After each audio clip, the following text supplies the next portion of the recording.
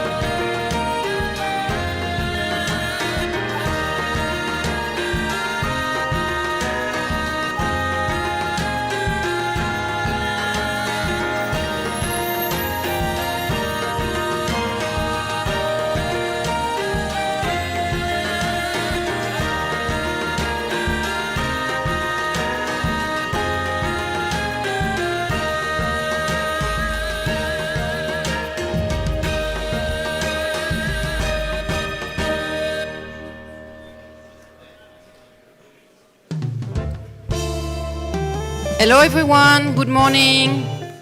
I will ask you to join your seat, please.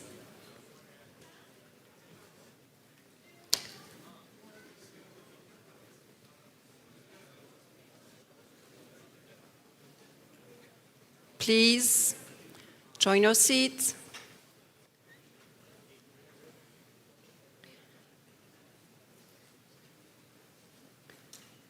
Good morning, ladies and gentlemen.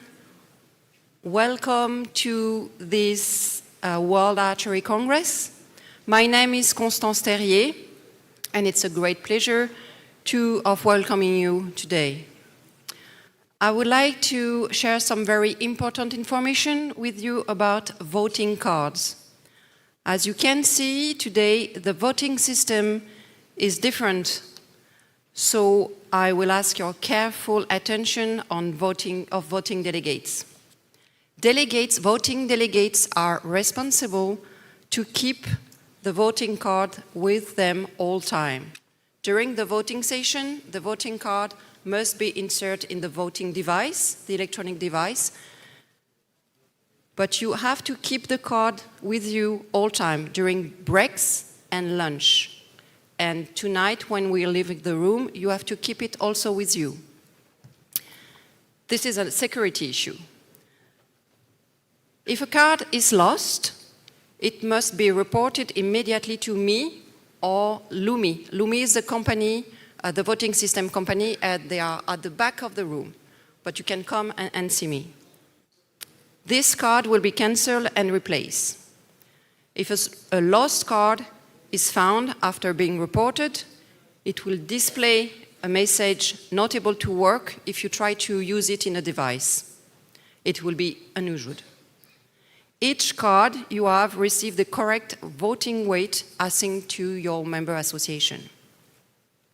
If you have any question regarding your voting cards, please come to me. So without further ado, I give the word to World Archery President, Professor Dr. Erdener. Have a good day. Thank you very much, Constance. It was okay. Good morning, dear friends. First of all, I would like to welcome you to this wonderful city, Guangzhou, related to our 56th World Archery Congress. I believe that altogether we will have a very productive Congress, and then everybody will be leaving this nice city with some good memories. Now we can start our Congress, and first I would like to invite Mr. Mayor, His Excellency Kang Hee-Young, for his opening address. Mr. Mayor, please take the floor.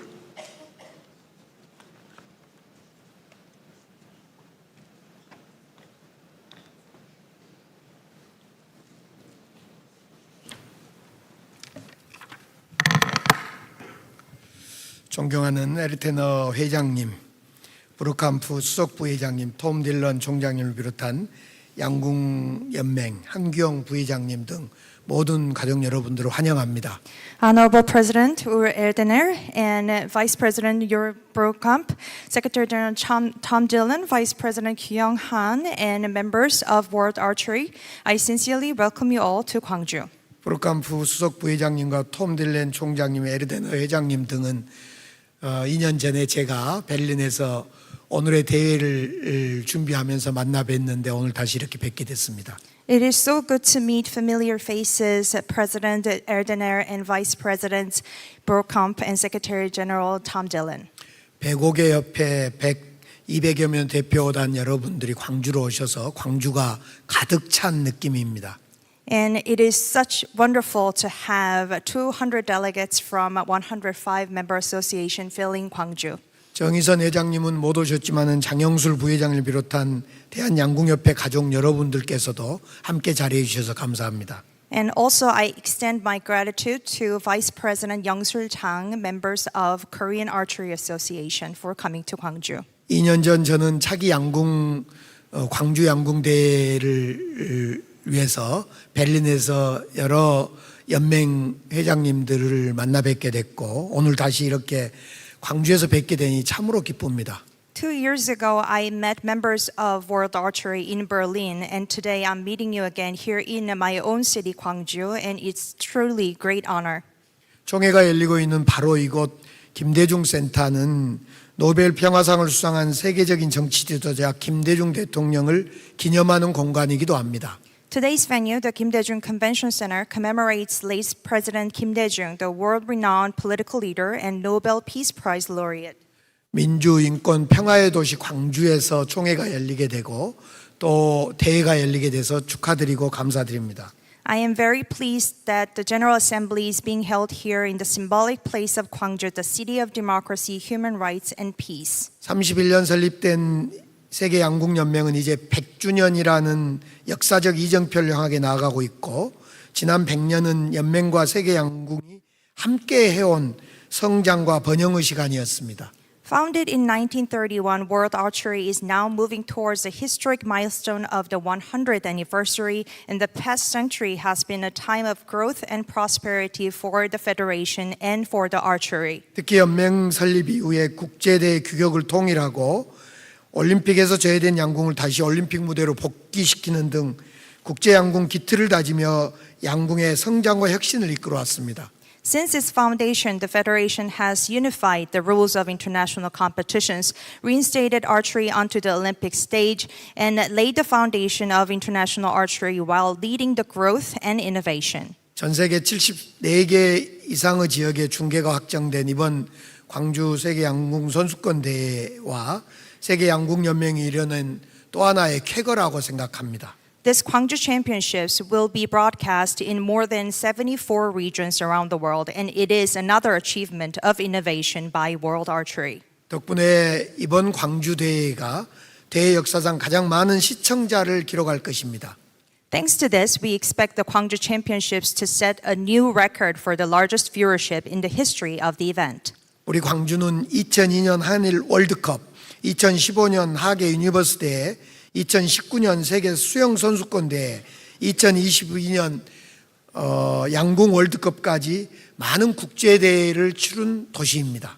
Gwangju has the experience in hosting numerous international events from the 2002 FIFA World Cup to 2022 Archery World Cup, and we are confident that this Gwangju Championship will become a stepping stone for new progress for both Gwangju and Federation. 대한민국 최초의 올림픽 금메달리스트 서향순 선수, 기보배, 안산 이런 선수들이 태어난 곳이 우리 광주입니다. Gwangju is the birthplace of Seo Hyang-sun, Korea's first female Olympic gold medalist, and onto the world-class archers such as Ki Bo-bae and An San. 이번 광주 현대세계 양궁 선수권 대회 결승전이 광주의 상징인 5.18 민주광장에서 6일 동안 펼쳐진 점이 무엇보다도 저희들은 영광스럽게 생각합니다. And most honorably, the finals of these championships will be held for 6 days at the May 18 Democracy Plaza, a symbolic site of democracy in Gwangju. 5.18 민주광장, 결승전 열린 5.18 민주광장이야말로 지난해 12월 3일 대한민국의 계엄이 일어났던, 그러나 계엄을 막았던 그 원동력이 있었던 그런 장소이기도 합니다. The May 18 Democracy Plaza is such a symbolic place that stopped martial law forces and stopped the martial law enactment last December. 광주 2025년 현대 세계 양궁 선수권 대회가 매우 성대히 잘 치러지기를 바라고, 오늘 연맹 총회도 오늘과 내일 성과 있게 치러지기를 바라겠습니다. And we will do our utmost best until the very end to ensure that Gwangju becomes the place of world peace and celebration and the success of this event. 예, 계신 동안에 즐거운 시간 되시길 바랍니다. 감사합니다. We hope you enjoy Gwangju as much as you can. Thank you very much.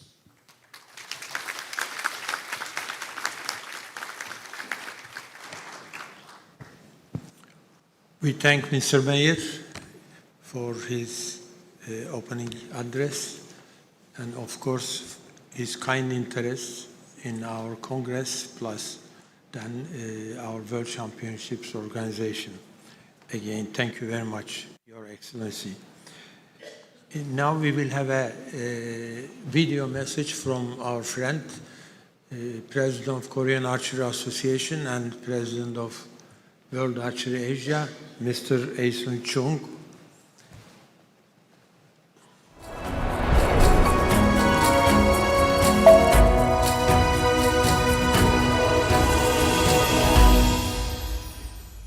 Good morning, everyone. My name is Uisun Chang, President of the Korea Archery Association and World Archery Asia.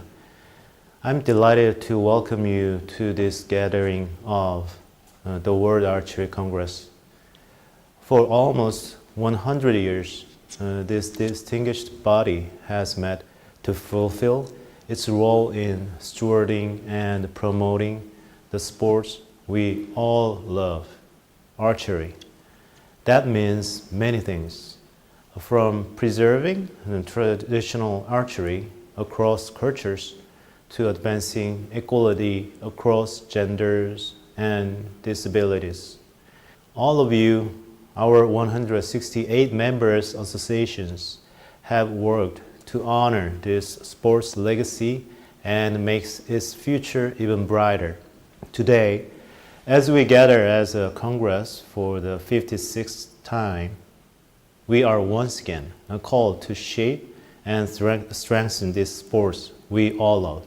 But today is even more significant because today we elect a new president of our organization. I want to personally thank President Urgu Erdoğan for his 2 decades for vision and guidance. Thanks to Dr. Erdoğan's leadership, our new president will take charge of this organization at one of the most exciting moments in the history of archery. At last year's Paris Olympics, more than 300 million people around the world watched our sport, a remarkable milestone. This progress is a testament to how far we've come and how much farther we can go to make archery one of the foremost sports in the world together. But to get there, we must aim even higher. And this year's World Championships in Gwangju, with thousands of participants, is a powerful illustration of how we are doing just that. Some of you may know the legacy of Gwangju, a spirit of sacrifice, solidarity, and unwavering commitment to democracy. That identity is embedded in this city's history, fundamental to the country Korea is today.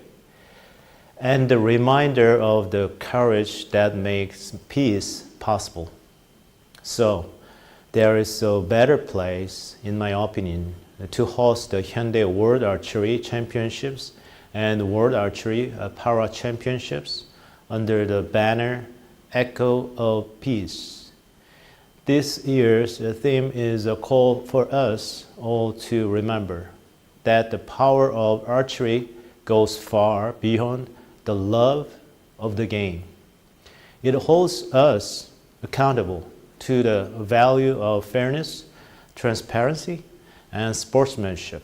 We don't leave these values behind when the final arrow is shot and when we leave the range. It pushes us to be disciplined in building our skills, but also to be innovative in everything we do, from our operations to our training to our technology, making the entire sport accessible and inspiring for all. And it reminds us of the humanity we all share, so that we may advocate for peace, democratic freedom, and global cooperation in every arena. As part of the World Archery family, the Korea Archery Association is proud to uphold these beliefs and to advance these sports in partnership with you. So, let us open this year's Congress in the true spirit of archery and the spirit of Gwangju. Thank you so much.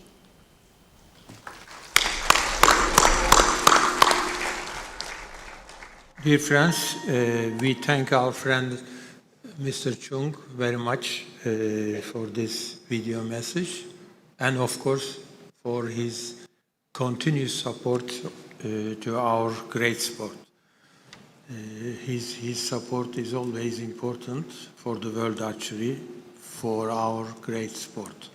Unfortunately, he was not able to attend the Congress due to his very busy agenda, but 3 days ago, together with our Secretary General, Mr. Dillon, we had a very nice meeting in Seoul in his office, mostly related to his, as I mentioned always, his continuous support.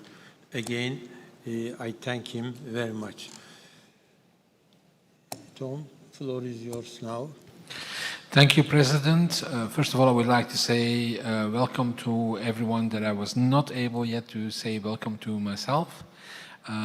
This is definitely an historic Congress because it's the biggest delegation size we ever have had, and we're very happy with that. And we hope that it will allow us to have very fruitful discussions. So the first point that is on my agenda is the apologies for absence. Now, I didn't get any specific apologies for absence. The only thing is we've had 3 delegations. We have received apologies. So we've had Marty Swanson, the chair of our Board of Justice and Ethics, and our board member Vladimir Esheev. I've sent their apologies, and also we've had 3 countries that unfortunately could not make it in the last moment, which are Afghanistan, Comor, and Mauritius. So unfortunately they were not able to come in the end. We have some delegations that will arrive today and will be here tomorrow. So with that, we go to the next point, and this is the voting system explanation. And for that, I will give the floor to the LUMI representative, who will explain us how this will all work. And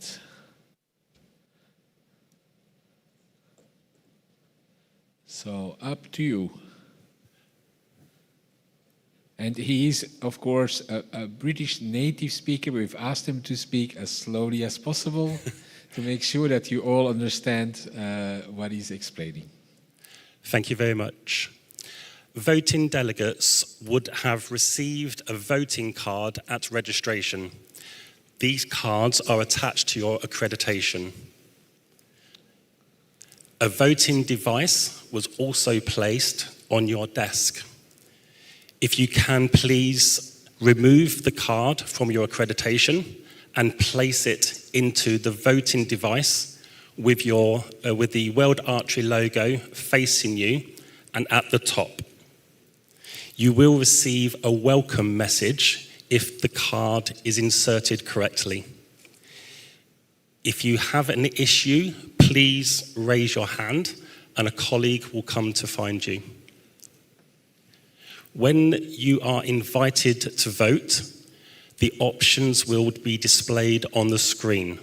You then have 3 options. You press button 1 to vote yes, button 2 to vote no, and button 3 to abstain.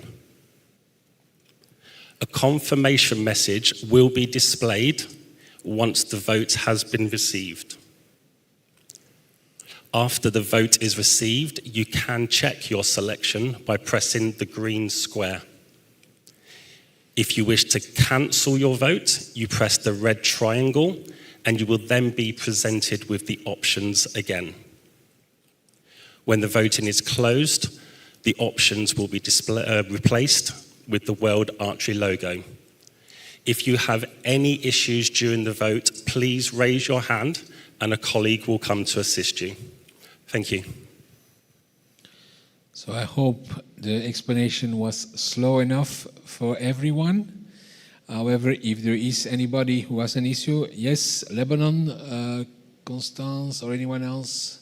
Lebanon, on the other side there.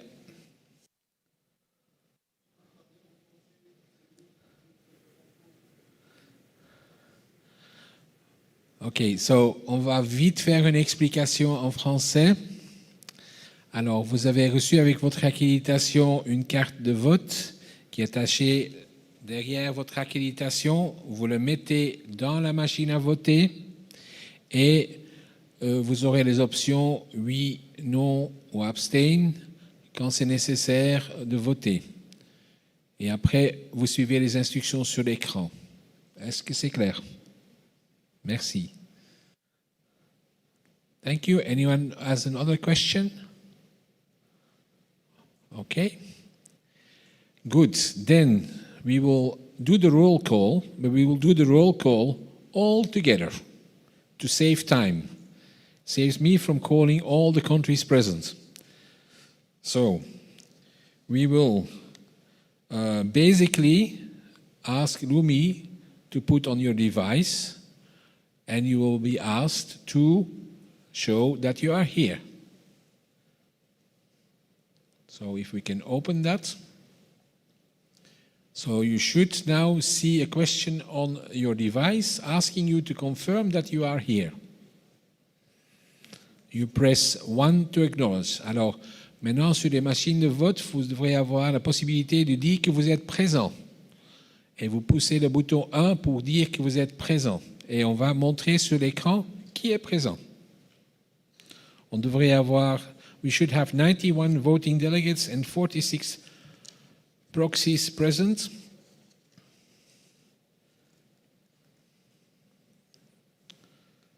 We still have some to come. So if you have a problem, please raise your hand and someone will come to help you. Yes, okay. We have 111.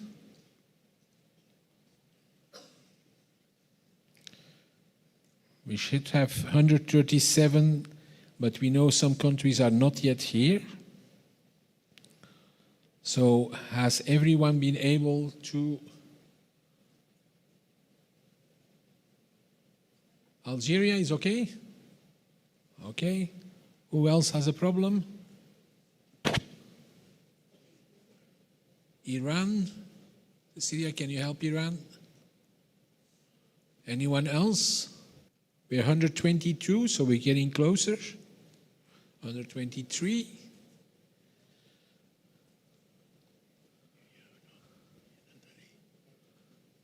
Switzerland. 27. 29. 30. We're getting closer. We should get to 138. We have 7 missing. Anyone else? We can show on the screen, I think, the countries that are here. No? A little bit more time? Okay, we have a...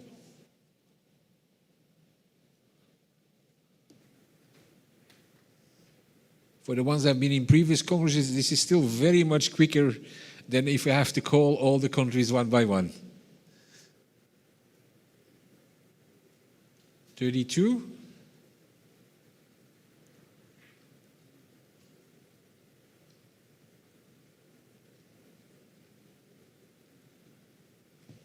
Can we display on the screen the countries that are registered?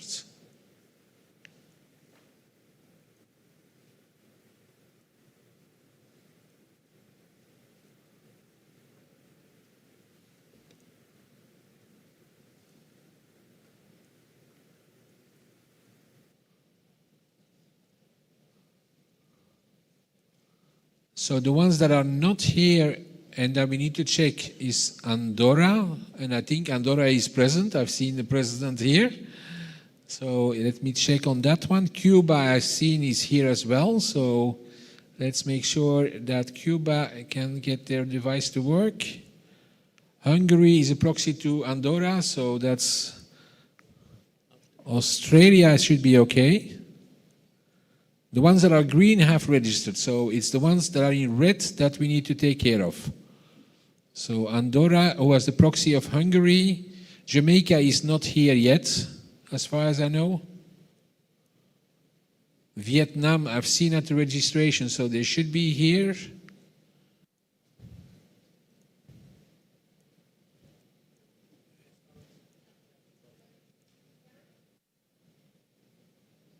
So Cuba, we need to solve probably the device problem.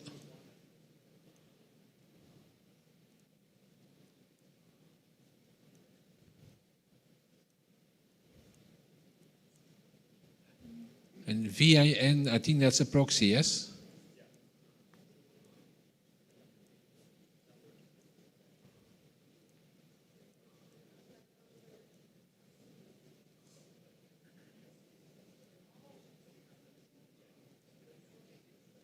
Okay, so we need to open it again. That's okay. Okay, so we have closed the voting as such, but we need to open it again to do now for the devices that didn't work. So everyone will have to confirm again that they are present. Okay? So we will ask them to open it again, and then we should have everyone in green that is present.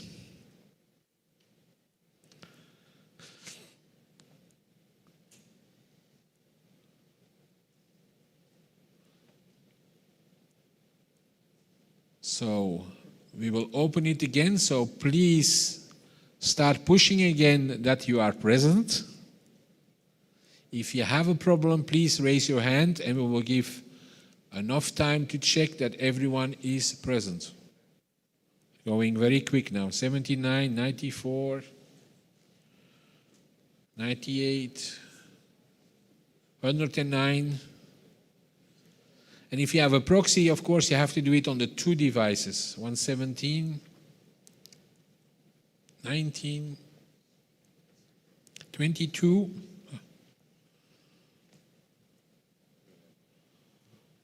23, 24. Who has a problem? Anyone? Tout le monde a pu voter. I have a problem with India. Anyone else? Under 27? Cuba, is it working or not? Still not working?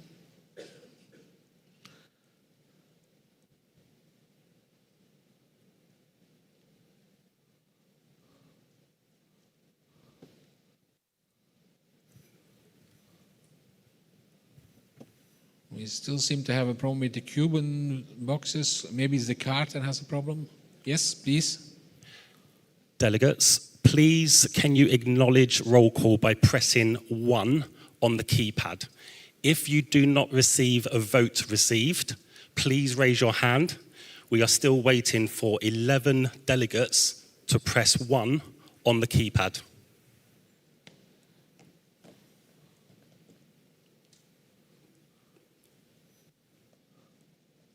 Okay, so Andorra, did it work this time? Andorra, todo bien? Okay. Cuba? Maybe if someone can check with Cuba again.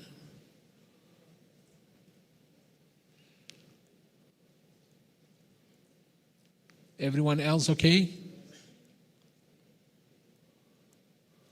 So we're just checking with Cuba. We're 129 now.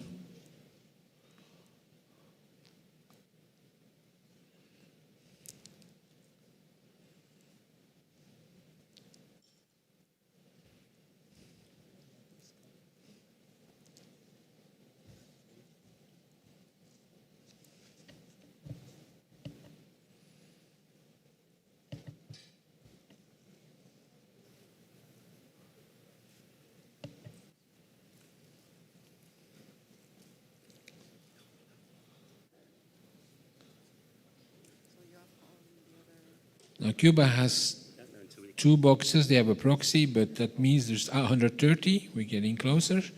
Is there anyone else that has a problem? Est-ce qu'il y a quelqu'un d'autre qui a un problème? Cuba, 131 we are now.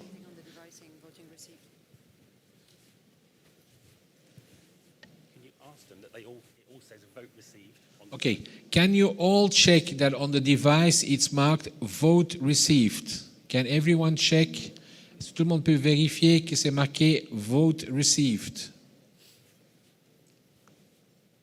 Okay. We're still at 131.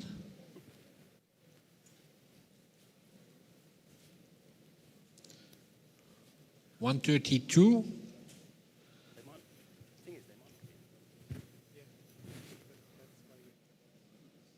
Okay, we're checking. So there should be 6 more. It's important that on the device is marked vote received.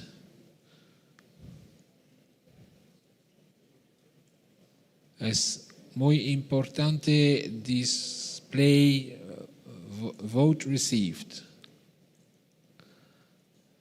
Important que c'est marqué vote received. 133.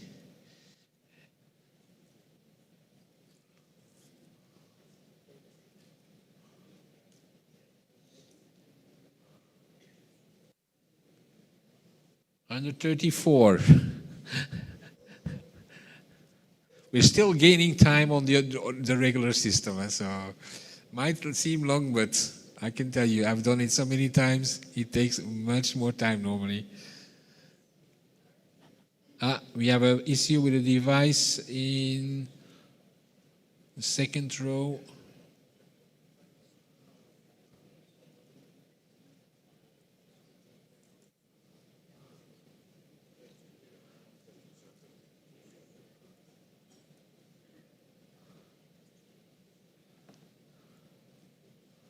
Under 36, too short. Yes, we're getting there.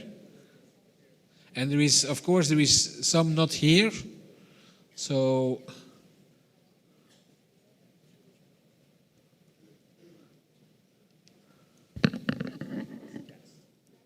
yes. Yes, and we will fix it. Okay, yes, okay. So we're going to close it now.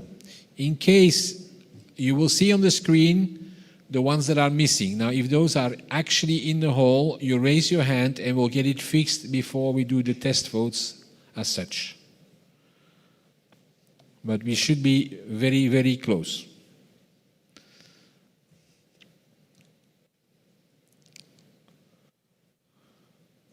Okay, so we have 2 votes not cast, and let's see the ones. Indonesia and Jamaica. Is Indonesia in the hall? Yes? So we will check and make sure it works. Jamaica, is Jamaica in the hall? No. So Jamaica is not a problem. Indonesia, we will check what happens in the test vote, okay? It's a test vote we will do, and then we will see what happens.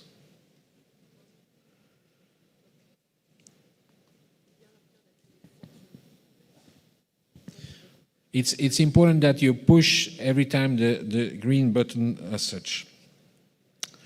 Okay, so we have now, if I take into consideration Indonesia, 137 delegations present or represented. Now, as we've already said, there is some still coming, so it might go up.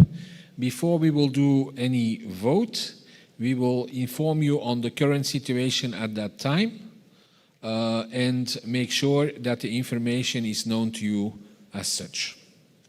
So, with that,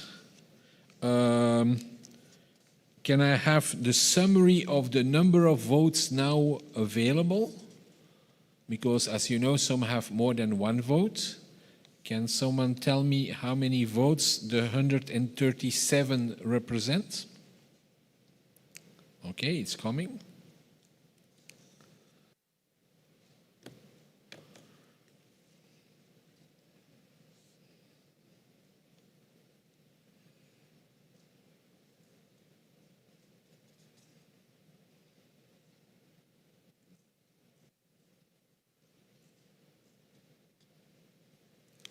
Okay, with the 137 voting delegates, we have 293 votes represented. So that's the number we will have for the first votes as such today. Now, we will move on to the next point. The test vote will be done later on when we have nominated the scrutineers. So give me a second to move to the rostrum.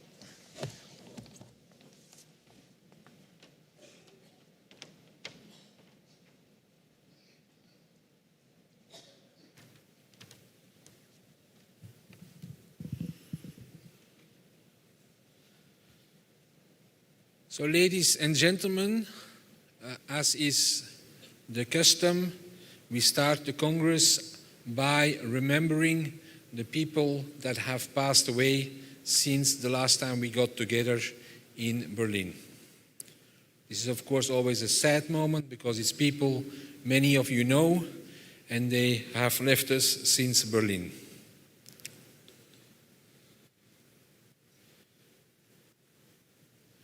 Former World Archery Secretary General, member of the Target and Coaches Committee, a person that played a very important role in education and a vital role in the Italian Federation, Fitarco, but also in FITA, where he was Secretary General from 1979 to 1981. And he then came back in the Target Committee and also in the Coaches Committee, Nino Odo, that passed away in August 2023. Also from Italy, Antonio Aita. He was also a member of Fitarco.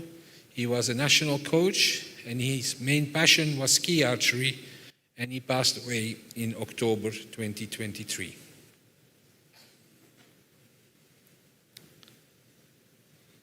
Kusuma Wardani from Indonesia, Olympic team silver medalist and national youth coach. She was part of the recurve women's team that won the silver in the Seoul Olympics here in Korea.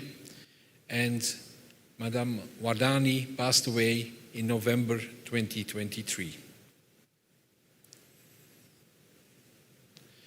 Jim Easton, our former president and honorary president, IOC vice president and honorary member, who passed away in 23 in December.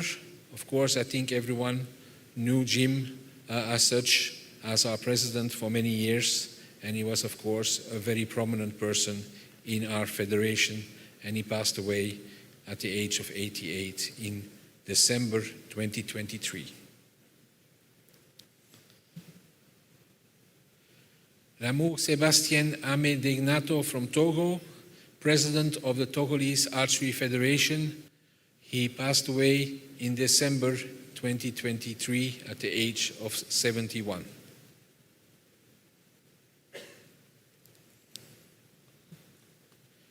Jamil Baharudin from Malaysia. I think people in Asia knew Jamil very well.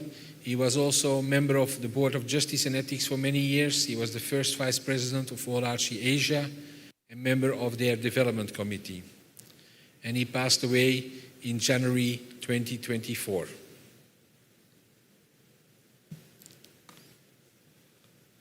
Bonyarit Chaipon of Thailand, an international para-archer, and he was an ambassador for para-archery in Thailand, and he passed away in March 2024.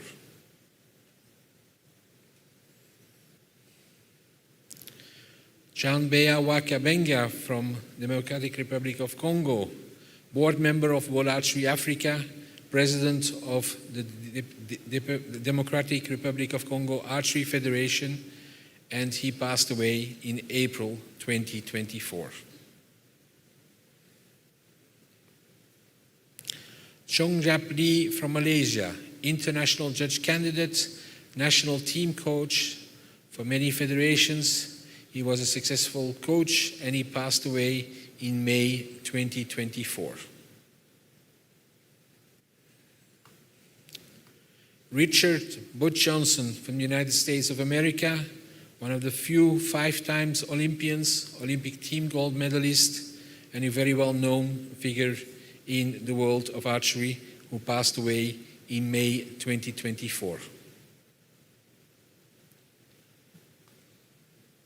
Kathleen Venter from Namibia, international para-archer, African champion, who passed away in August 2024 at a very young age of 18 years old. Tetiana Ovratsova from Russia, world and European team gold medalist, world record holder and coach, who passed away in August 2024.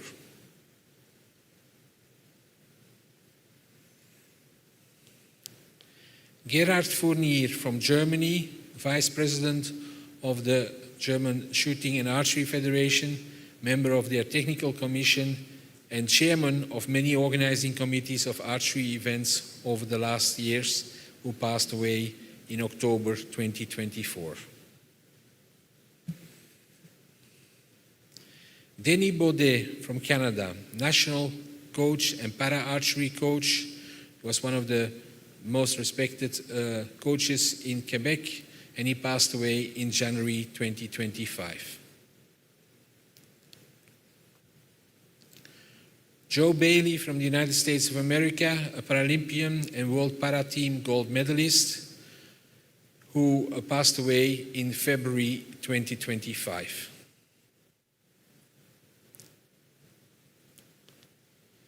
Kevin Eldridge from the United States of America, archer and coach. Kevin was a dedicated archer and coach from the United States. He spent many years with young archers, and he passed away in March 2025.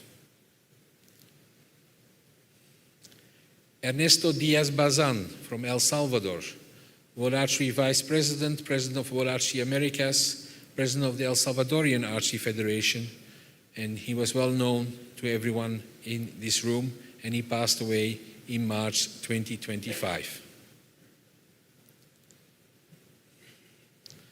Terry Riley from Australia, 2-time Olympian. He was the World Archery Executive Director. He was the competition manager in Sydney and the CEO of Archery Australia, who passed away in March 2025. Syed Ali Hussaini from India, chair of the Archery Association of India's Coaches Committee, national team manager, who passed away in March 2025. Prince Andreas of Germany, patron of the German Archery and Shooting Federation, who passed away in April 2025. Bob Shepard from Canada, international judge, volunteer of Archery Canada, member of the Judges and Coaches Committee, who passed away in April 2025. Francis Bugenhout from Belgium, member of the World Archery Technical Committee, a coach and volunteer, and especially was one of the driving forces behind the European Youth Cup in Europe. And he passed away in June 2025. Karim Farad of Libya, board member of World Archery Africa, board member of the Libyan Olympic Committee, president of the Libyan Archery Federation, who passed away in July 2025. Joan Kennedy Kelly from Ireland, president of Archery Ireland. She was a dedicated sports leader and a passionate advocate for archery in Ireland, and she passed away in July 2025. Robert Montgomery of the United States of America, an archery instructor, was an active member of the Pendle Archers in Pennsylvania and was hit by lightning during a major thunderstorm while teaching archery in July 2025. And just a few days ago, Park Sung-so from Korea, Olympic medalist in the Seoul Olympic Games and the national coach that brought the first gold individual medal for Korea in the London Games and was also successful in Paris, who passed away last week on the 27th August 2025 at the morning of an archery competition here in Korea. And Jean-Pierre Dimoya from France, a national judge, very much active at all competitions in France, who passed away, well, basically 2 days ago on August 2025, and he will also be missed very much in French tournaments. So we remember all of these remarkable contributors to our sport, as well as all other members of the archery family who have passed away since Berlin Congress. And we now ask you to honor their memory with a minute of silence. So please stand up.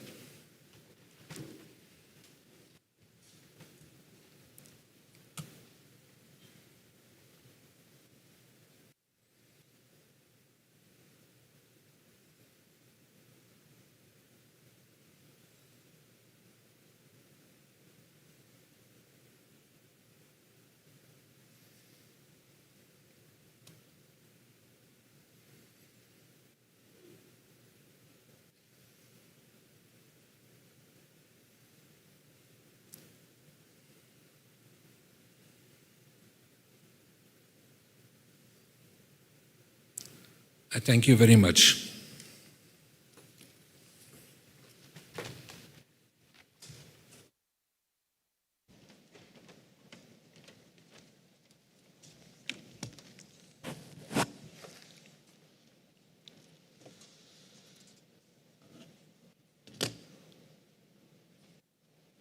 Okay, we now come to the next point, which is the nomination of the scrutineers. So we have two scrutineers. So basically they are here to monitor the voting process.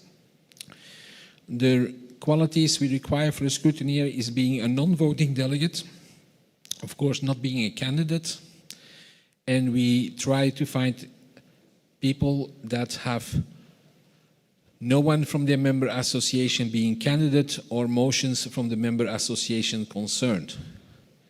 And we found two people that were filling these criteria, and the ones we propose is Adriana Avecedo Prado from Puerto Rico. Please stand up perhaps so people know who you are. Thank you, gracias. And Junzi Ozawa from Japan.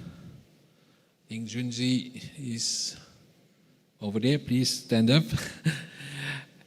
And arigato. And we have, is there any other proposals? Okay, so can we have by a raise of hands all those in favor to nominate these two persons as a scrutineer? Please raise your hand. If you have a proxy, I'm afraid you have to raise two hands.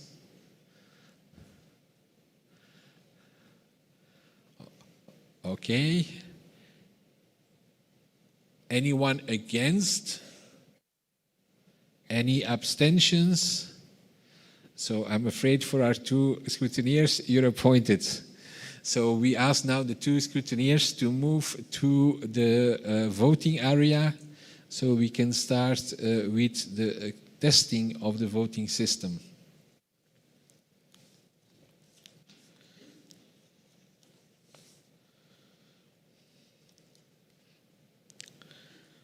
So, in terms of the voting system, we already explained it before.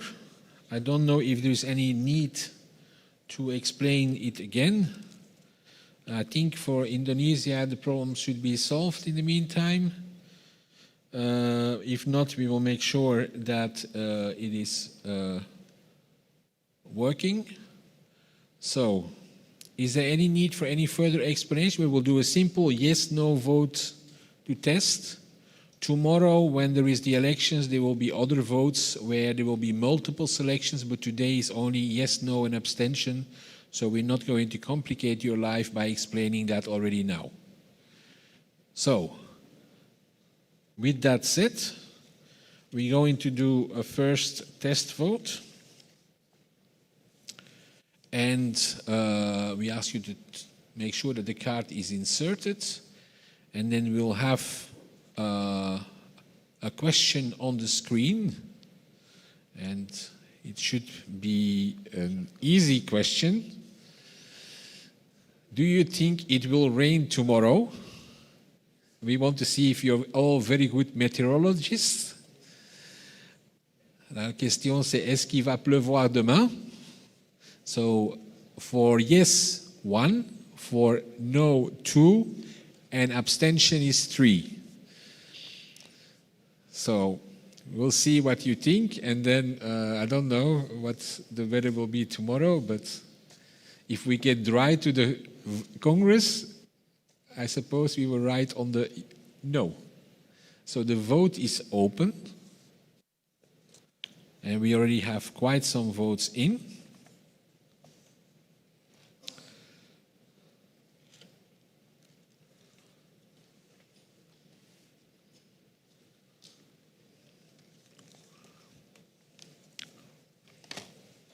We have 132.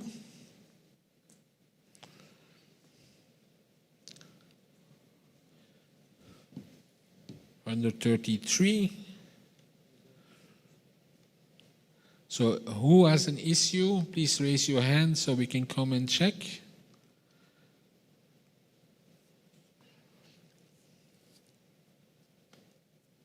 Under 36. So if Indonesia's problem should be solved, we should be able to get to 137.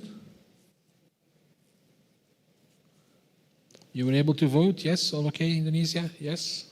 137, we're there. Okay, perfect. We can close the vote, and if the scrutineers can make sure that they observe the process, they should be reallocated to watch what is happening. They should not be sitting there, they should be sitting next to the voting.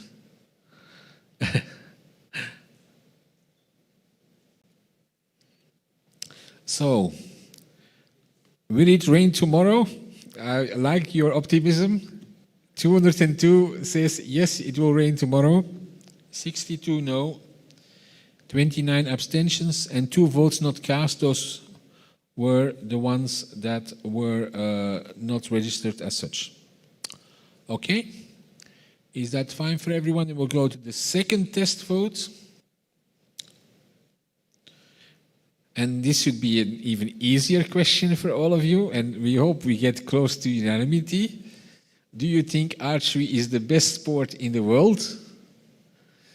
Vous pensez que le tir à l'arc est le meilleur sport du monde? 1 yes, 2 no, and 3 abstain. It's an anonymous vote, so if anybody dares to vote no, we won't know who it is.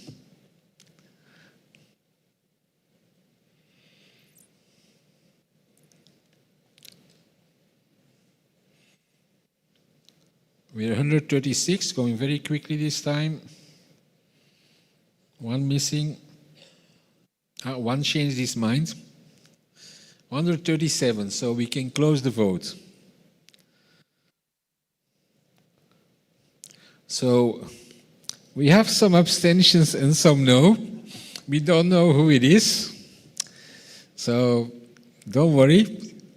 But we have work to do to convince the ones that said no or abstained.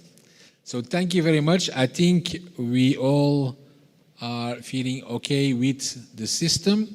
Anybody has any objection or any question? Okay, so then we can go ahead with the next subject. All fine? Thank you very much. So, the first point on the agenda where you will also have to vote, and I'll ask Cecilia to come up to the rostrum to talk about the membership application. And Cecilia, who I think most of you are regularly in contact with, our membership services coordinator, is ready to explain you the 3 members that are up for application. Cecilia, you have the floor.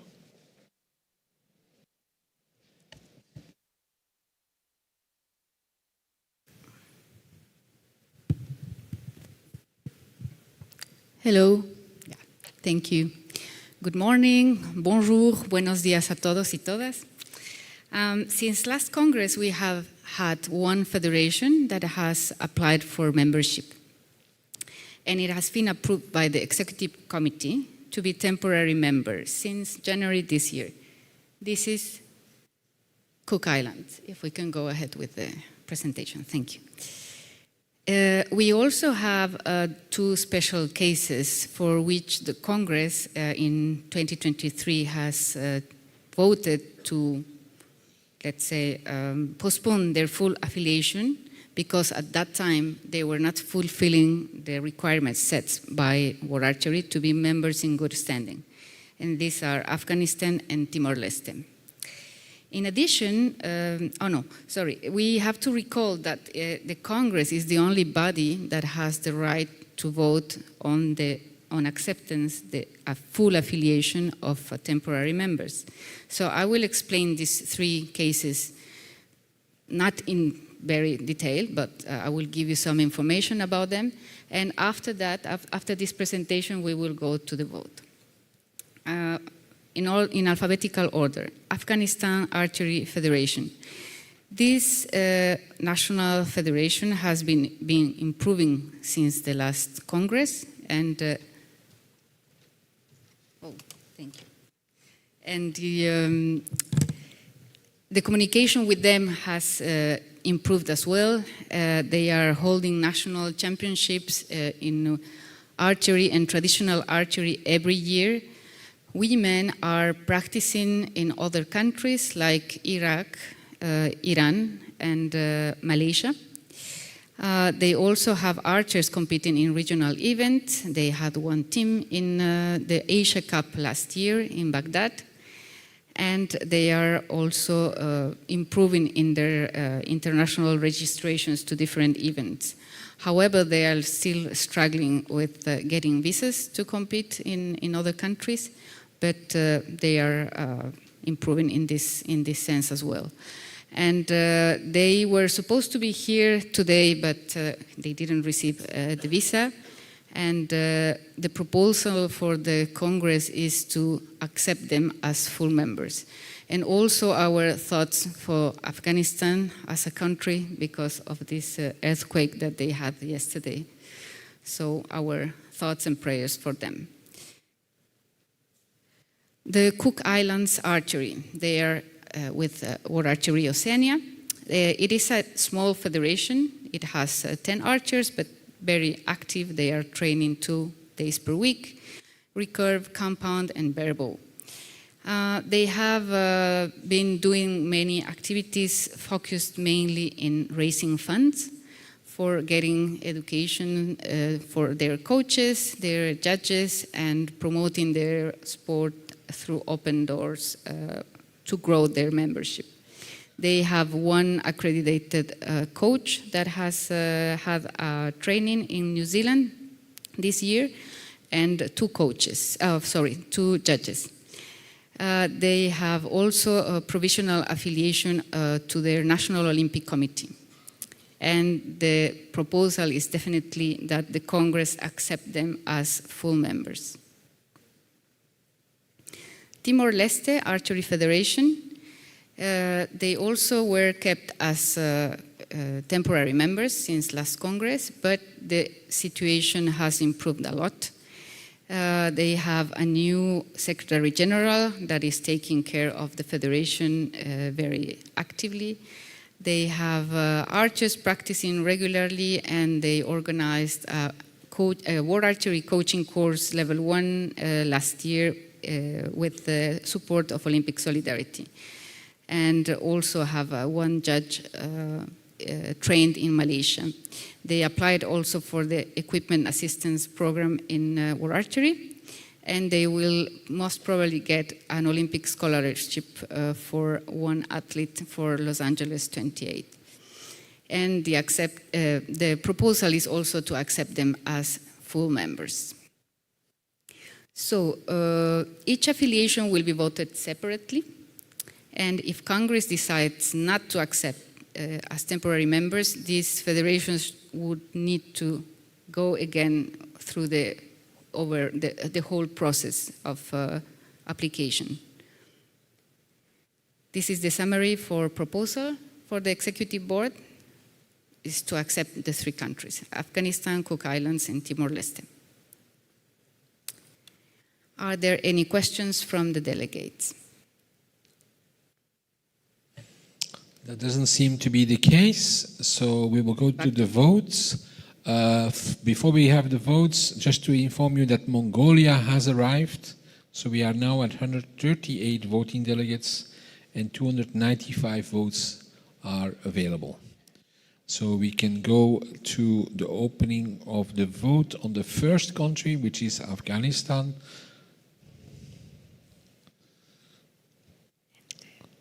So the vote is open.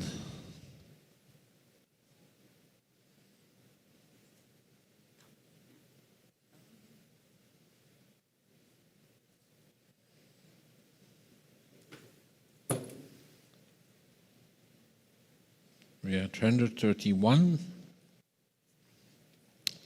Anybody has a problem? 136.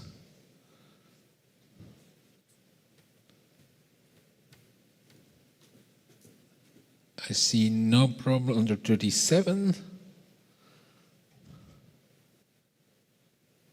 And we have 138. We can close the vote.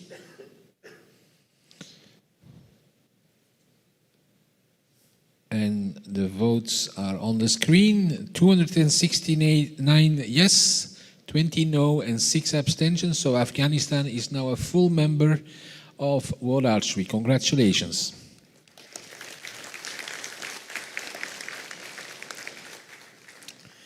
Then we will go to the next vote.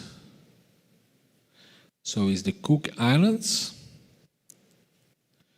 And the vote is open.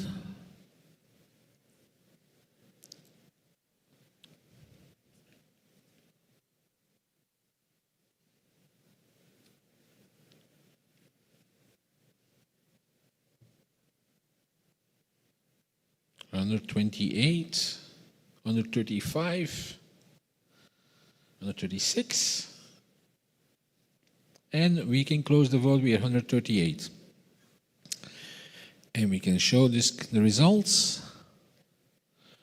275 yes, 70 no, 3 abstentions. Cook Islands has been accepted as full member of World Archery. Congratulations.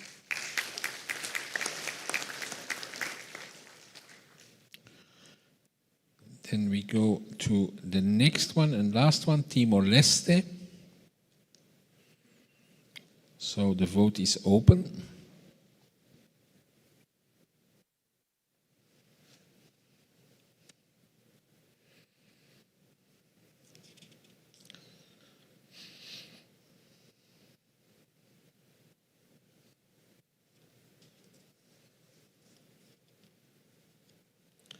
134, 5, 6.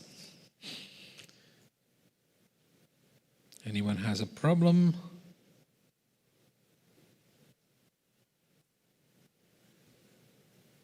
$37.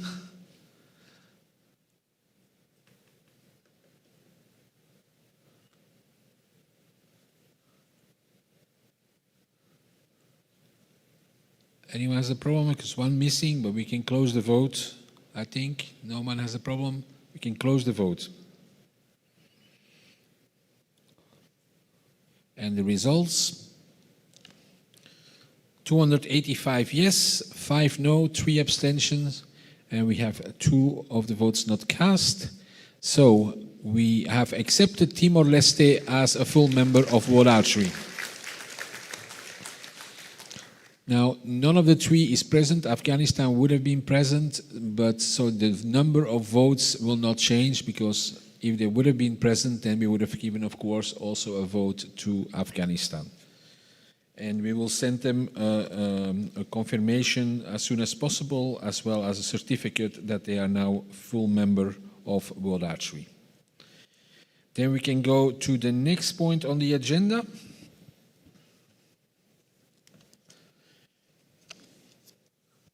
And this is basically the confirmation of the minutes of the 2023 Congress. Those were sent to you within the deadlines foreseen in our Constitution. We didn't get any specific remarks. And therefore, are there any questions on the minutes? I don't see any.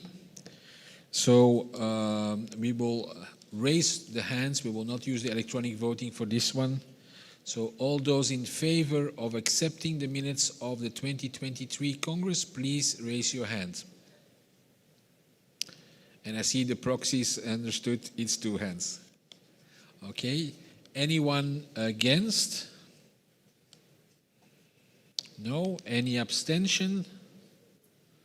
No. Thank you very much. They've been accepted unanimously. Matters arising from the minutes not covered by the agenda. As far as I could check, there was none. All of the matters are taken on by the agenda. So there should be no matters as such. But if someone has a matter that they think they should rise, then please let me know. Doesn't seem to be the case. Okay, thank you very much. Then it's my pleasure to invite our president to the rostrum to give the presidential report.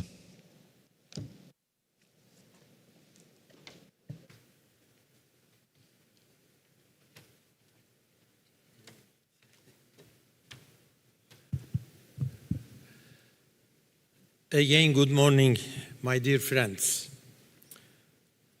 Today I am really very happy and proud. Also a little bit sad, because this is my last speech to you during our 56th World Archery Congress here in beautiful Korea. This is my 20th year for serving to our great sport, and also, of course, to you, representatives of our archery family coming from all over the world. Why I am very happy and proud? Because of the huge improvements of our great sport in my term. I will give you some examples regarding our success story. Of course, I feel some sadness for leaving my position, but in any case, we will be together in our great family, I know. Dear friends, we did everything together with your great support. And today, our wonderful sport is one of the core sports in the Olympic Games program. Please imagine how was our situation 20 years ago. I will remind you something. I remember the situation in 2005 when archery's place in the Olympic program was in jeopardy when I started. Just 10 days after my election in Madrid, I had to go to Singapore together with our Secretary General Tom Dillon for the critical IOC session regarding selection process of the Olympic sports. And at that time, our wonderful sports archery turned just from the border. In this situation, my approach was to do some new things and do them differently if we wanted our nice sport as a core Olympic sport. IOC Honorary President Mr. Thomas Bach says, change or be changed. It was the same for us in 2005. And we, as our executive board members and our Secretary General, immediately started our World Archery Plan together with Lars H. Pedersen, and we reached all our aims in 10 years. As a result, we move up higher category in the Olympic revenue distribution plan after London 2012 Olympic Games. Basically, we had to arrange good governance standards in our body, transparency, accountability, in short, democracy in our body. With our dynamic World Archery Plan, we embark on our journey of transformation, and we have made remarkable progress in evolving from FITA to World Archery. We placed credibility at the forefront of our corporate identity. World Archery's corporate reputation has reached its zenith today. We have solidified position as one of the core Olympic sports without having any doubts. And as you know, after London 2012 Olympic Games, we will move up in the Olympic revenue distribution categories, as I said a short while ago.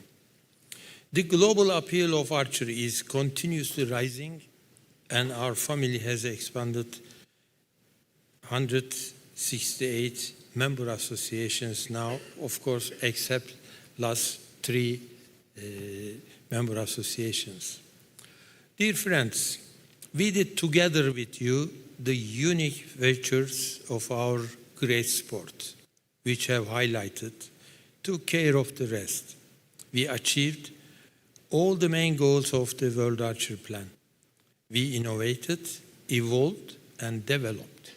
We made many accomplishments, like TV-friendly match and set system for bringing more excitement to the competition.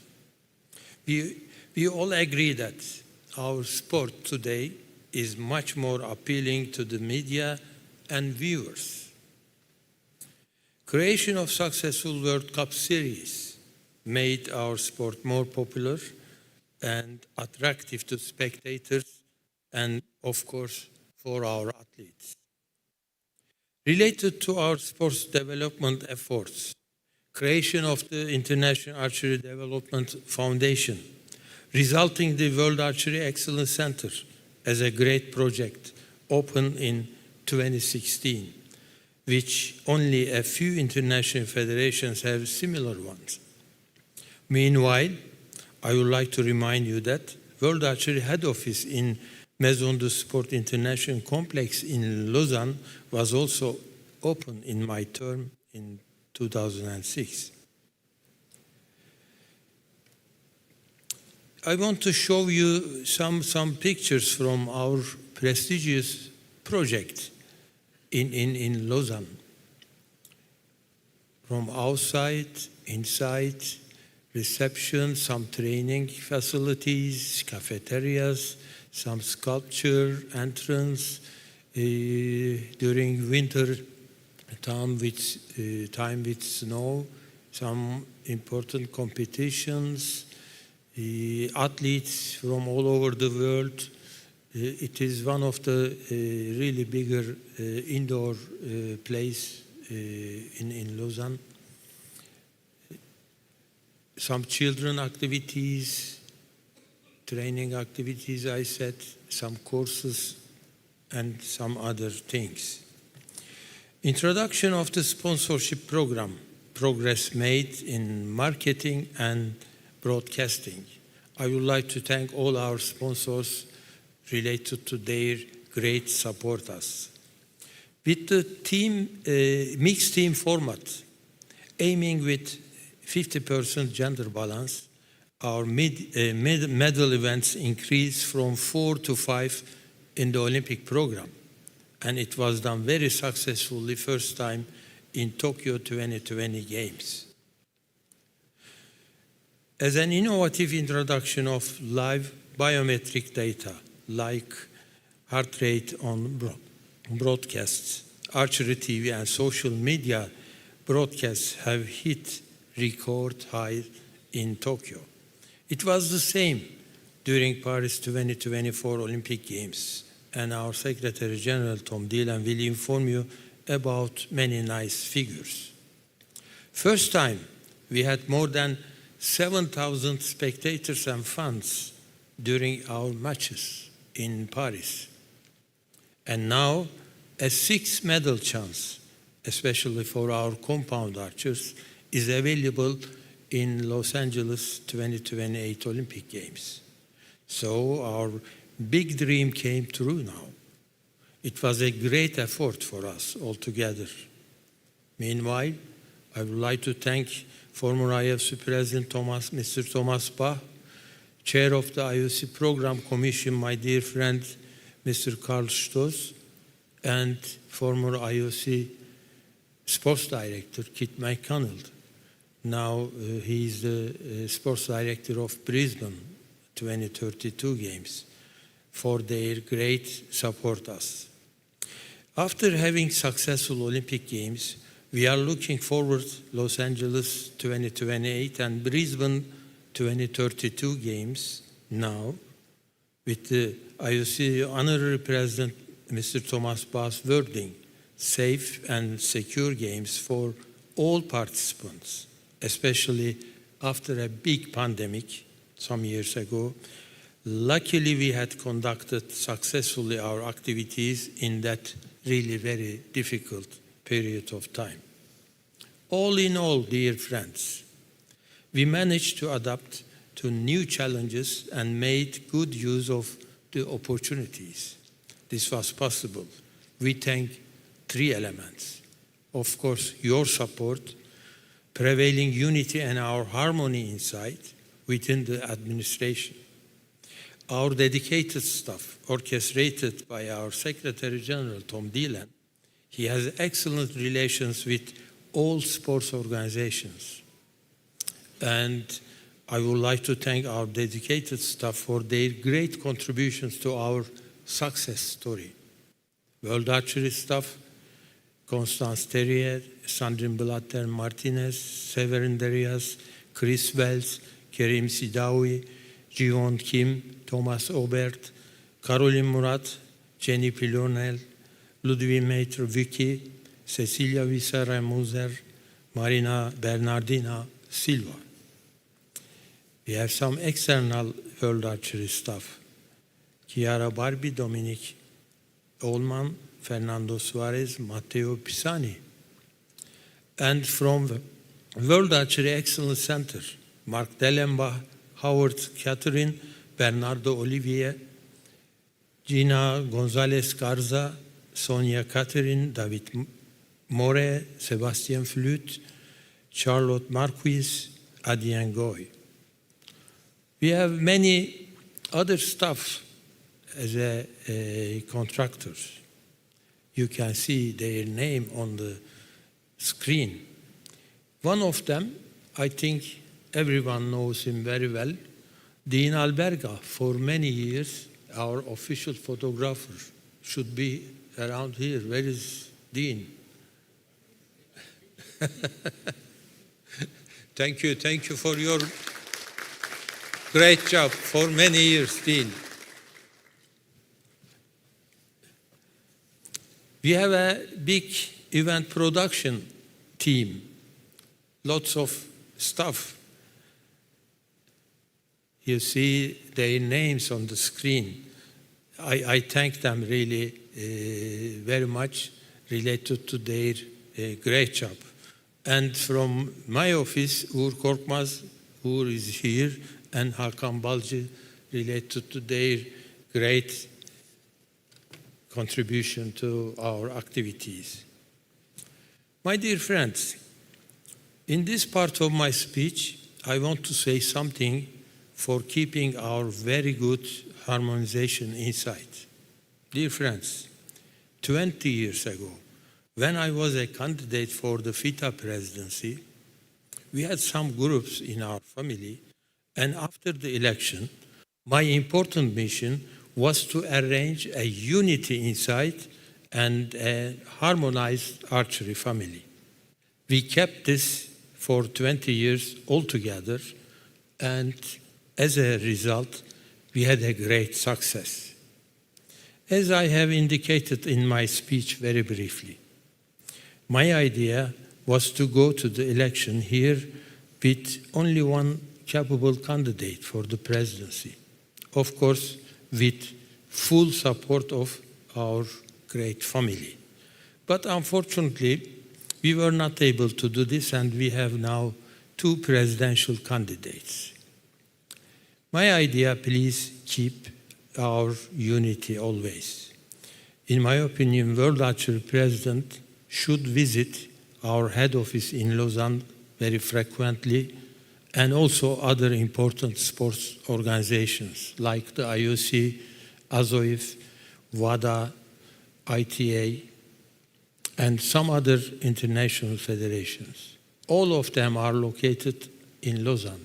As you know, Lausanne is the Olympic capital city. It is necessary for having our dynamic action and keeping our great sports very good reputation. And World Archery President should hug all the family members for having continuous success in our great future. I believe that you will support the best candidate for the sake of our great sport.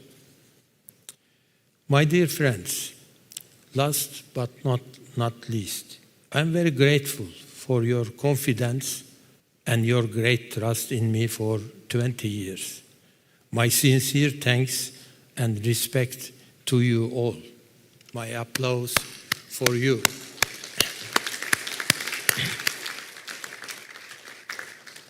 My special thanks to my colleagues at the Executive Board, our first Vice President, Jörg Brokamp, our Vice Presidents, Thomas Hahn, Maria-Emma Gaviria, Marius Carcella, our Executive Board members, Vladimir Eshiev. Unfortunately, he's not here due to some health reasons. Karina Olson, Mark Miller, Yuko Okura, Jean-Michel Cleroy, Pinkun Chiu, and Darko Udil. And Executive Board member as the Chair of Constitution and Rules Committee, Eva Tezen, and Executive Board member as the Chair of Athletes Committee, Crystal Govin. Of course, I sincerely thank our permanent and ad hoc committee members for their great work and contributions to our activities.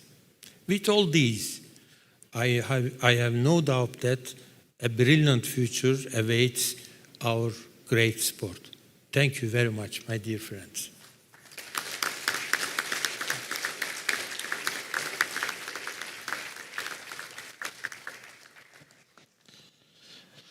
Thank you, Mr. President. And now we have a very special message from someone you know very well that wanted to share his opinion with all of you. I talk about the Honorary President for Life of the International Olympic Committee, Mr. Thomas Bach.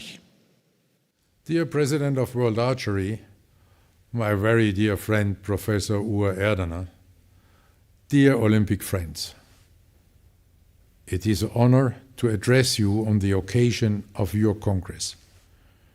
It is a special privilege to do so for the first time in my new role as IOC Honorary President for Life, following the conclusion of my mandate as IOC President this past June.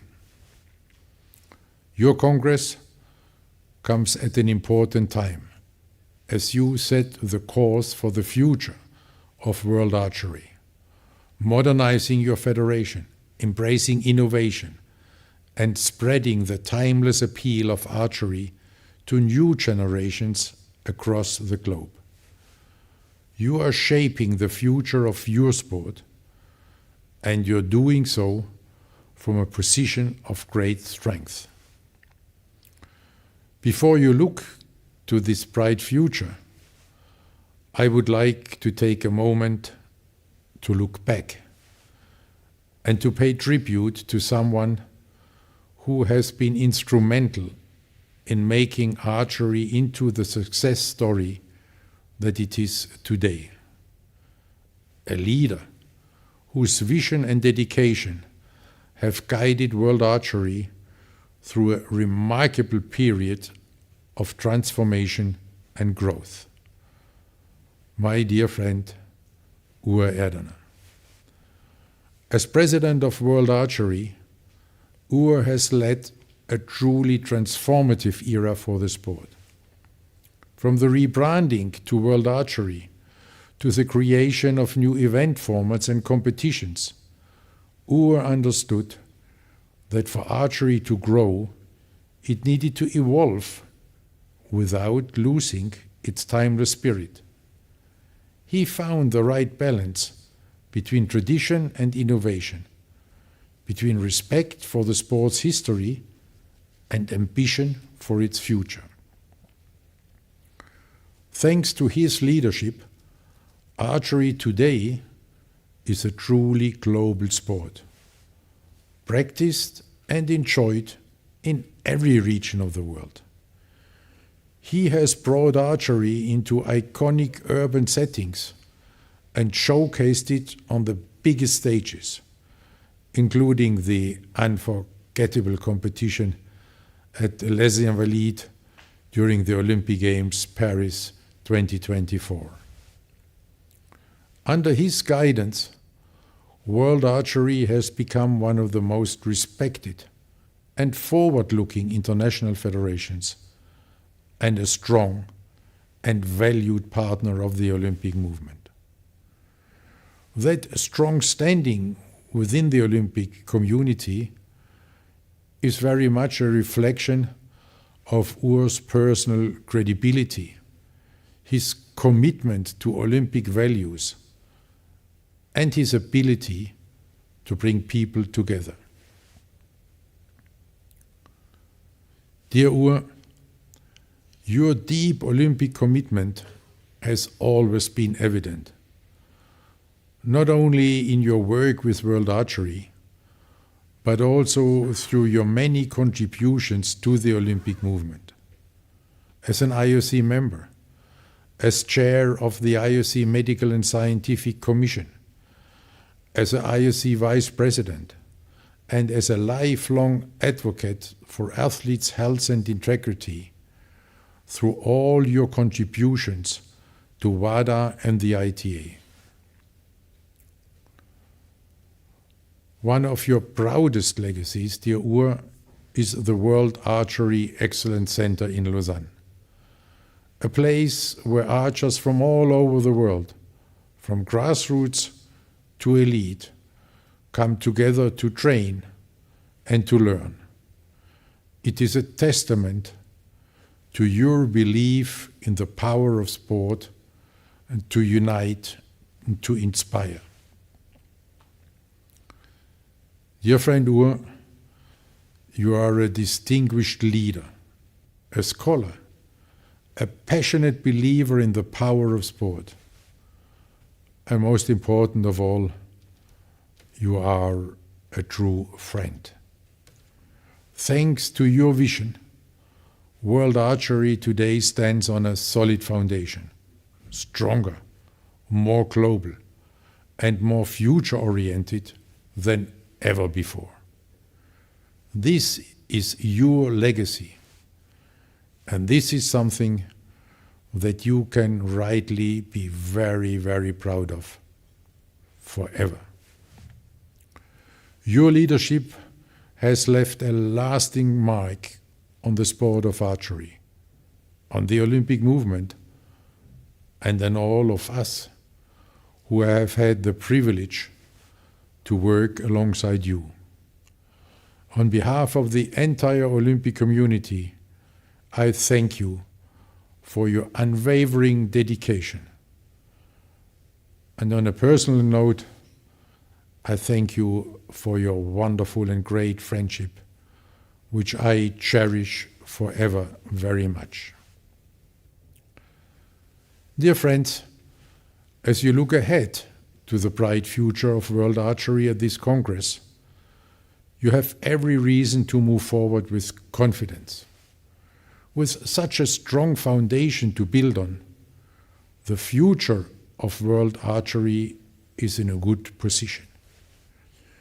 In this Olympic spirit, I wish you fruitful discussions and a very successful Congress. All the best, and looking forward to seeing you at one World Archery competition or another soon again. All the best, and bye-bye.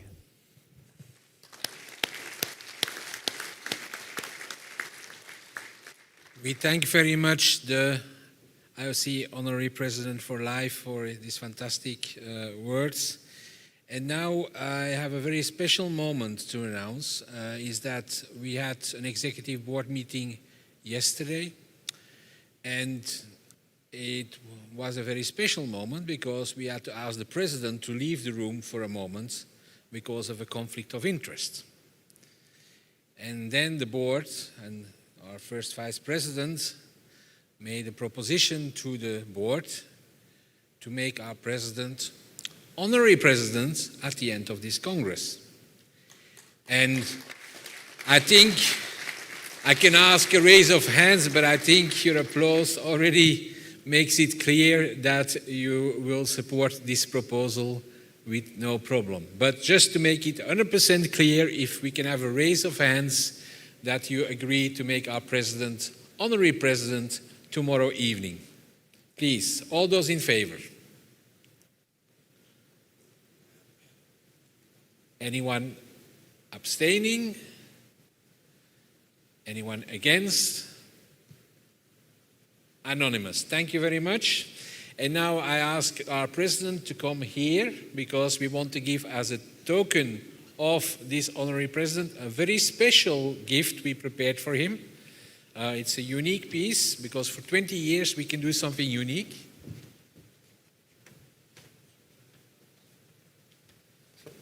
And so we don't have an Olympic order, we don't have a World Archery order, but this is a color for the Honorary President as such.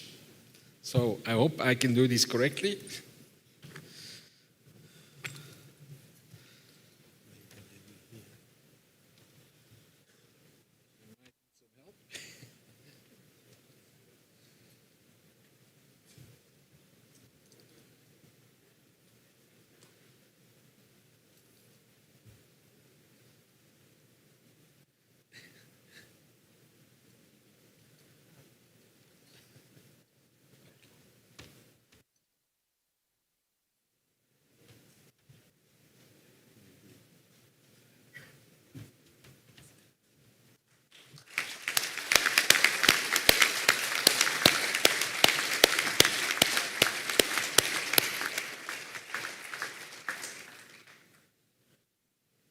And we also have a very special picture signed by both the current President of the IOC and the Honorary President of the IOC.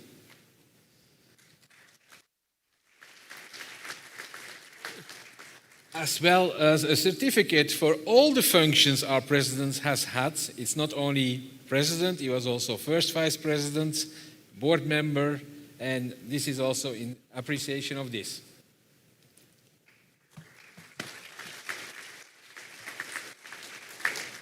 And then I think we might give you the floor to say some words. But before that, we have our board member, Peter Chu, and then after the first president, I would like to say some words as well. So please.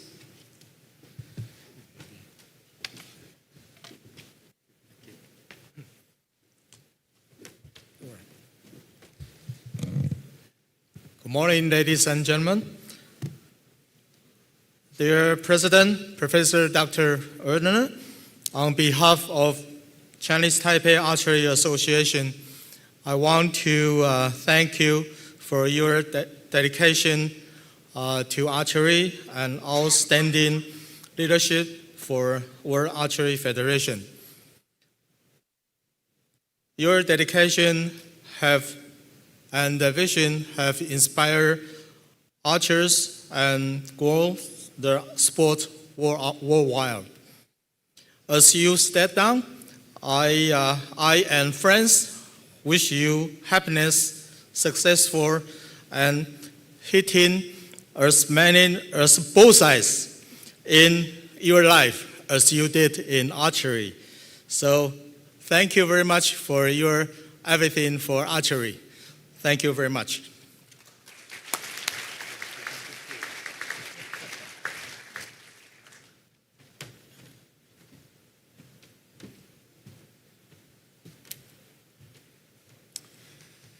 Yeah, it was a long time together.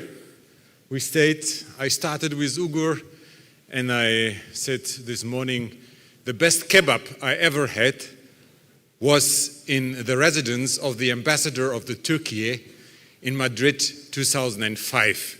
You know, it started all with a good kebab. So I think that was the way, and still then we had been together.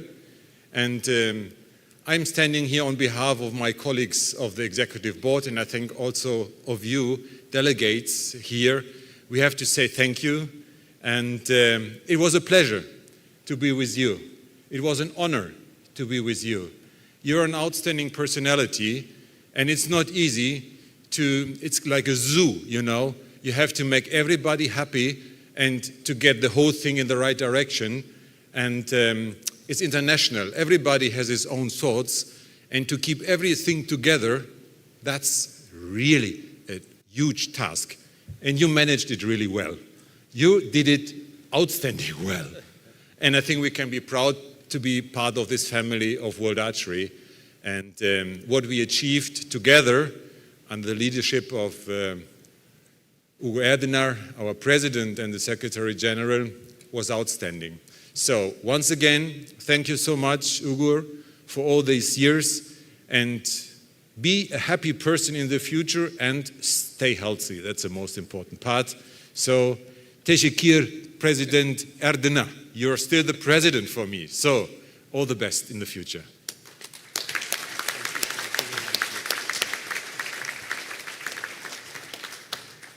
My dear friends, this is really very emotional moment for me, and I'm very impressed for the speeches, especially my colleagues, Jörg, Peter, all my friends from the executive board, and former IOC President, IOC Honorary President, Mr. Thomas Bach comments about World Archery, about our family. It is really very nice, very impressed for me. And of course, as I always mention, your support, great support for many years. I thank you, thank you, thank you so much.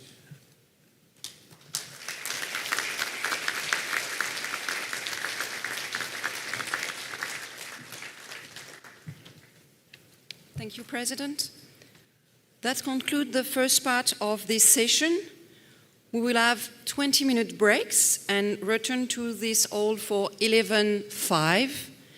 Break will be served just outside the room. Please, for voting delegates, take your voting card with you during the break. Do not leave the voting cards in this room. And you have also some representative from WIAVIS and FIVIX and UE in the hall. So if you want to ask them questions, they will be happy to discuss collaboration with you. Please feel free to approach them. And once again, don't forget your voting cards. Thank you. We'll resume at 11:05.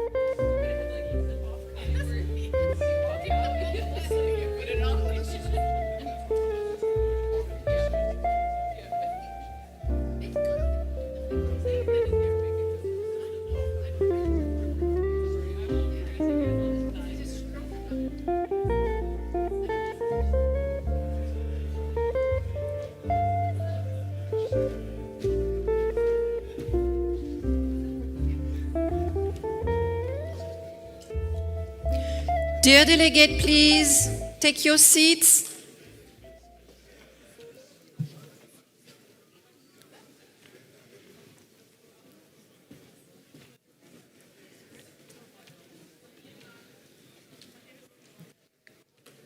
Please go back to your seats.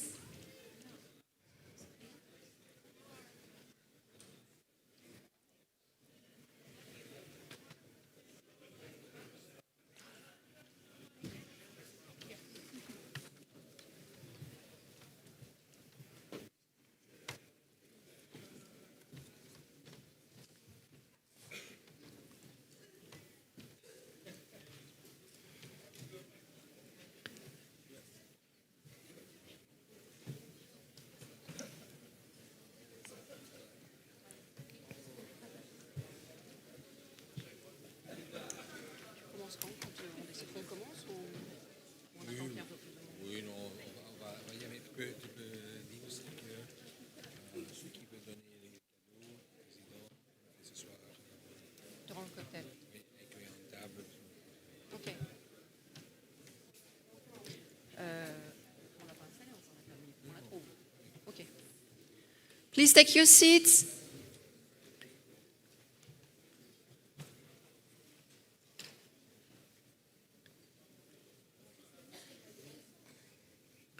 Okay, some member association ask if it's possible to give some gift to President Erdogan.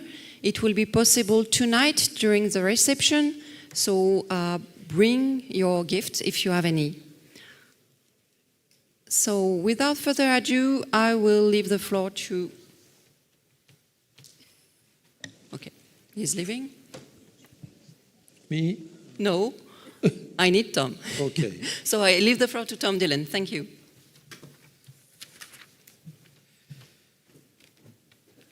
Dear delegates, thank you very much. So we're now going to give information on my report. So first of all, I want to make clear, I'm not going to read the, I think, 45 pages of the report, don't worry. I'm only going to give an update of the report, because the report was, as foreseen in our Constitution, published on the 30th of June. So this presentation is mainly to talk about the things that happened since the 30th of June, or information that was received since the 30th of June.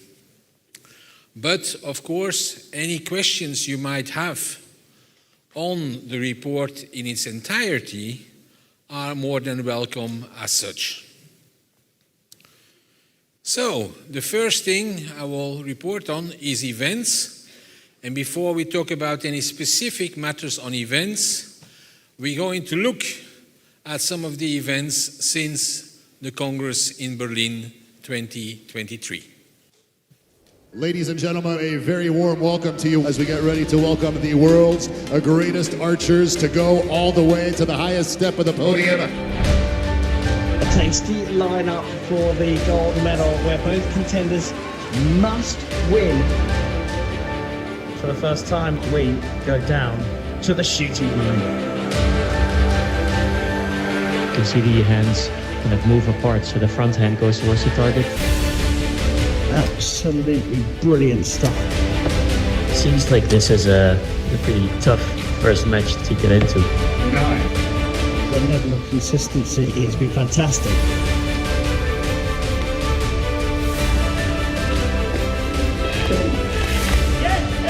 Just exceptional shooting.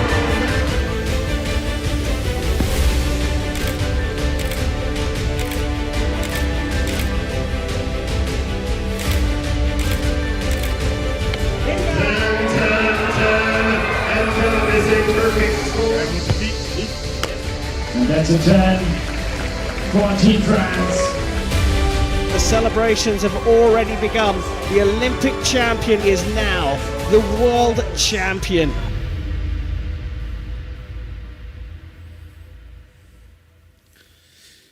So that gives you a small overview. Of course, we would need hours and hours and hours to show all the images that were produced since Berlin. I would like to also clarify some of the things that might be misunderstood. The World Cup events, we are doing currently a cost evaluation process, and we are looking at all the costs related to World Cups, and not only World Cups, also other events. And I want to be very clear, the TV production and distribution, this is not being paid by the athletes nor the organizers. This is fully financed by World Archery, thanks to our sponsorship income and other revenues from TV. The prize money for the World Cup is also fully financed by World Archery, and we're happy that we can increase the prize money since some years. The other thing I want to be very clear is the hotel incomes is only for the organizing committee. World Archery does not touch anything from the hotel incomes. However, we also have to be clear that the cost of transportation, both to get to the country concerned, but also very much locally, the infrastructure, the food and accommodation have risen a lot since COVID and the inflation following that.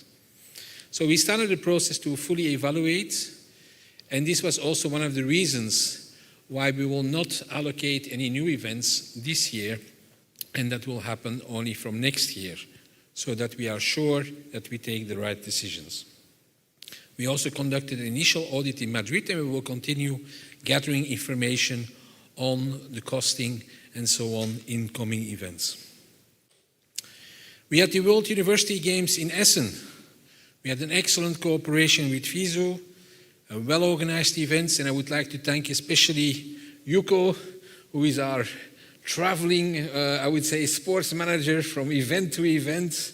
First Tokyo, then now in Essen. She's also very much involved with LA and for the Asian Games in Nagoya and for the Master Games also in Japan. So I think you will see Yuko at many events in the future.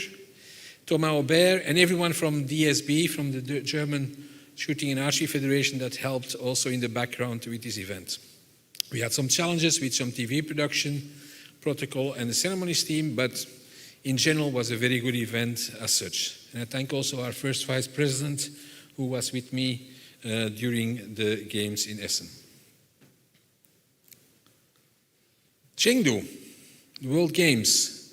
Field archery was showcased on TV like never before. I think this was by far the best TV coverage we had from field in our history. The work done by the TV crew was fantastic. We used also the in-motion technology, and that's the same technology that we use in the Archery Plus Cube. And I also would like to thank Vivix for their archery simulator that we've shown in the sports park for the public to try the simulator.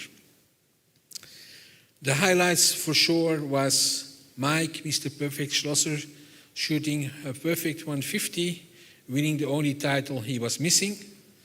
The modified teal target faces for the field competition was definitely a success and was very much appreciated by television, spectators, and the archers.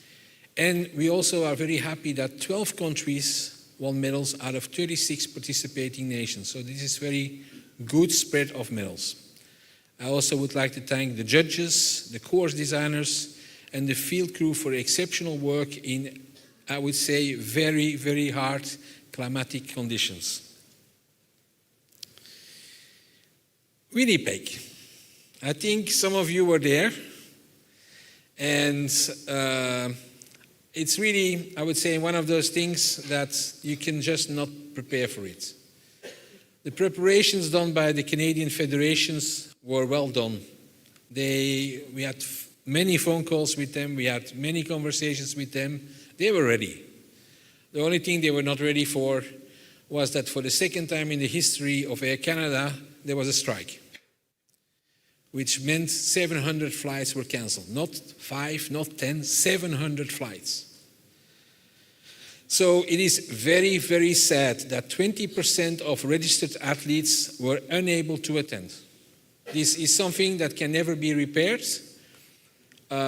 It's those athletes, these are young athletes, they prepared, they qualified, they did everything to be ready for that week, and then suddenly, and some made it even to Seattle, and then were told that no, they can't board the plane. when they were very close. Some had to take a bus ride for 30 hours, but they made it.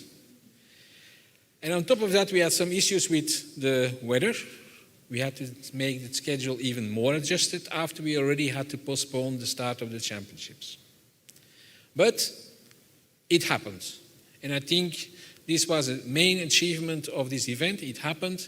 And the 80% that made it had a great event in Winnipeg.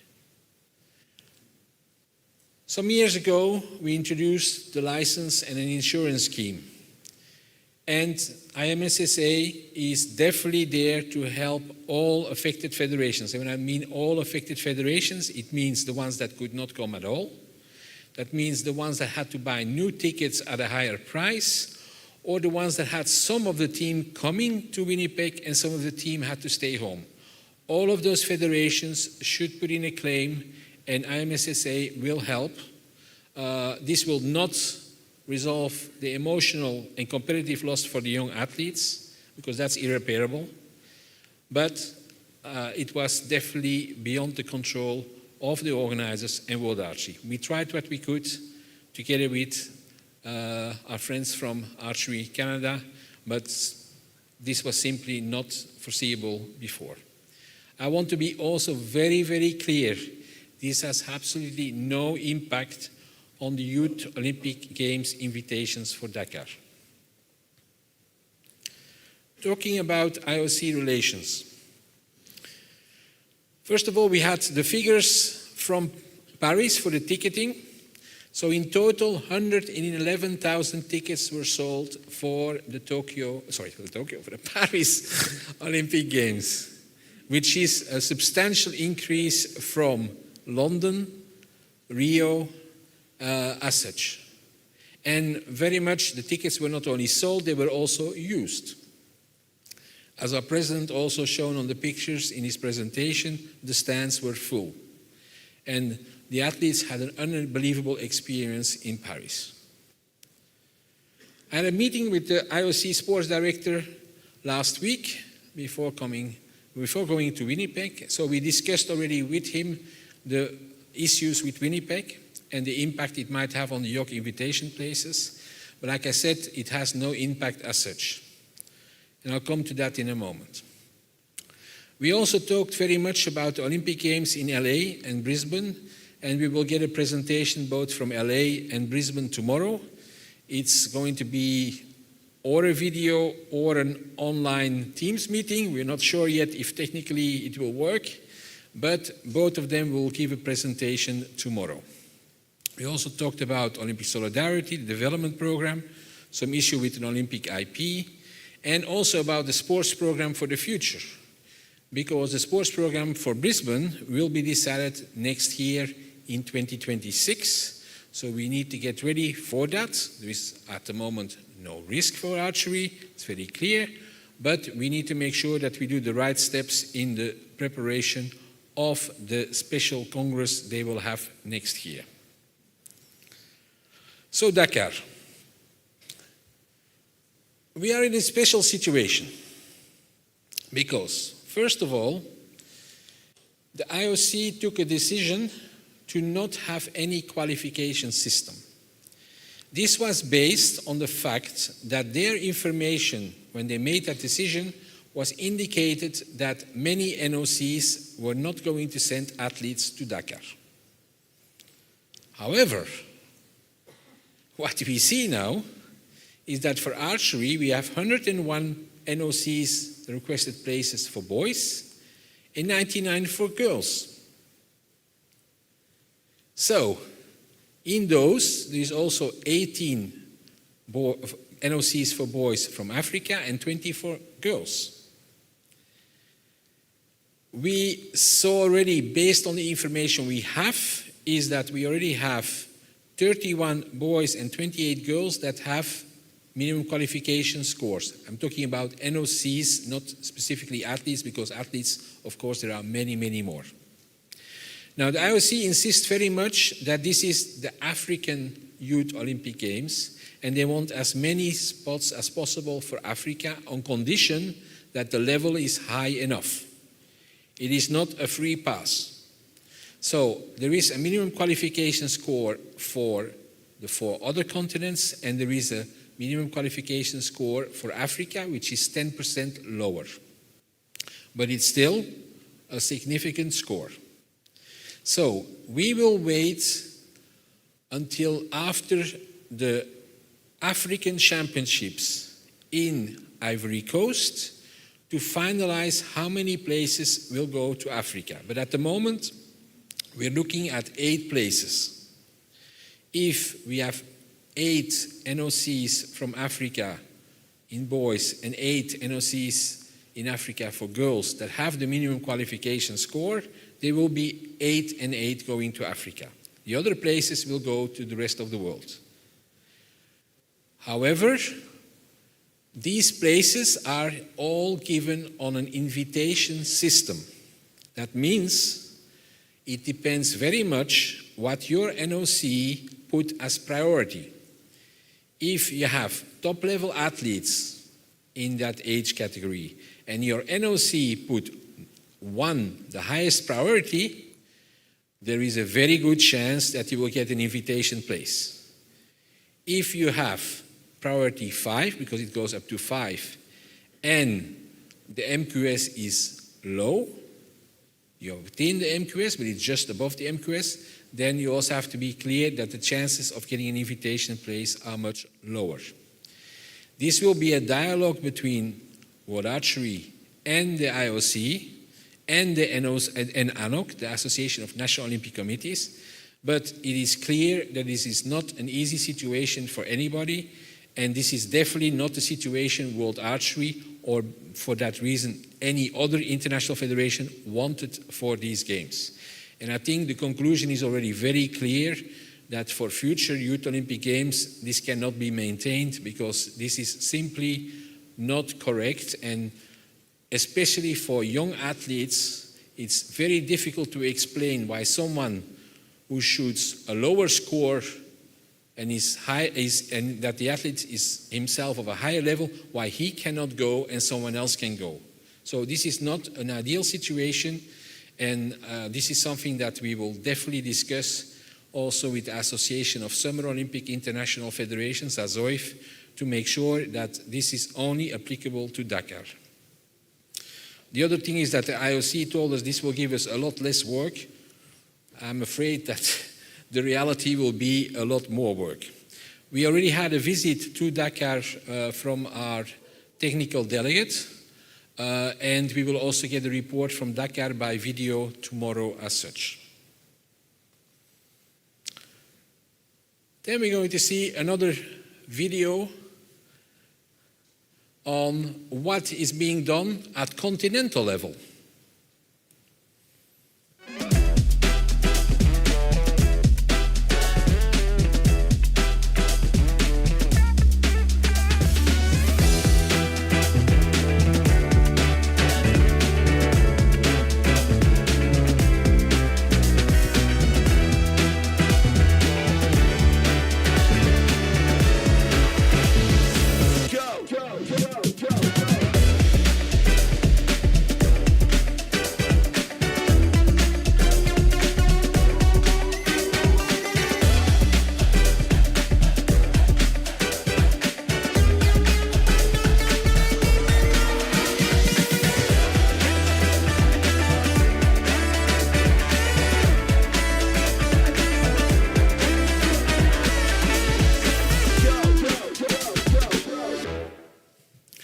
I would like to thank all the organizers from continental events in all 5 continents. We were able to produce high quality TV images. We helped them and distribute those images, and you might be surprised, but we can distribute images from one continent to TV channels in the other continents. So talking about television production and distribution. We are very happy that since I wrote my report, there has been 3 new contracts been put in place. One is with Brazil. Global will broadcast the championships from here in Korea, so we're very happy on that.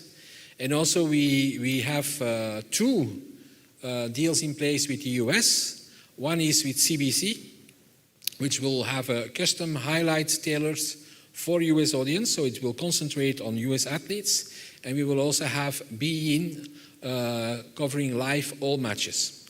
Of course, we would like to be live on all the big networks, but this is a first step, and it's showing as well that we are going in the right way with our approach on TV.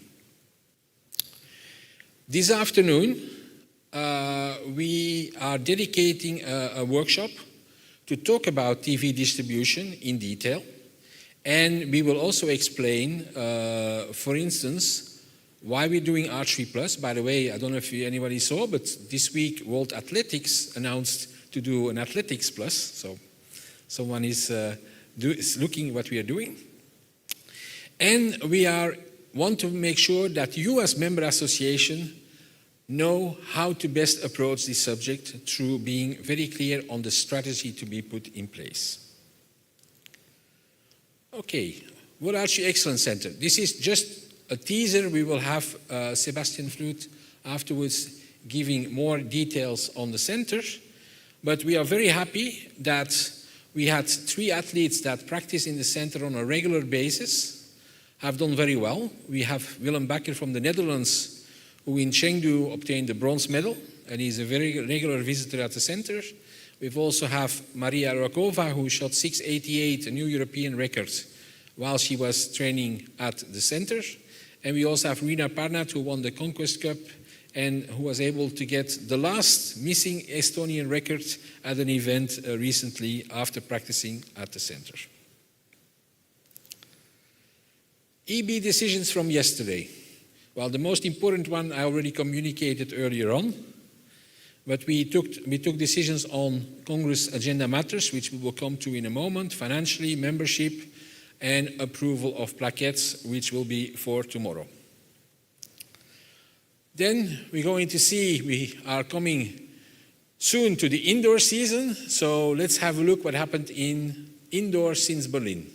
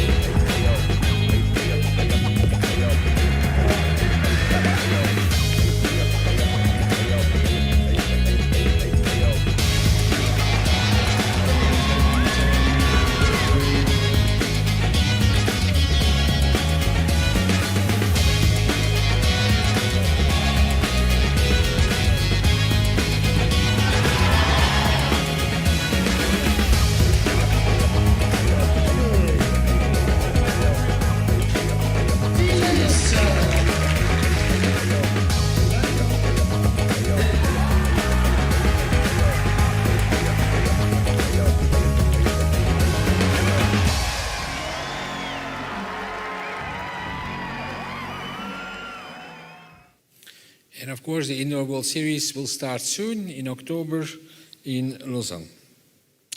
Okay, so this finalizes my general part of the Secretary General's report. We will now go to the member associations, but before we do that, I would like to ask if there's any specific questions on anything else in my report that does not concern finance or member associations. That doesn't seem to be the case.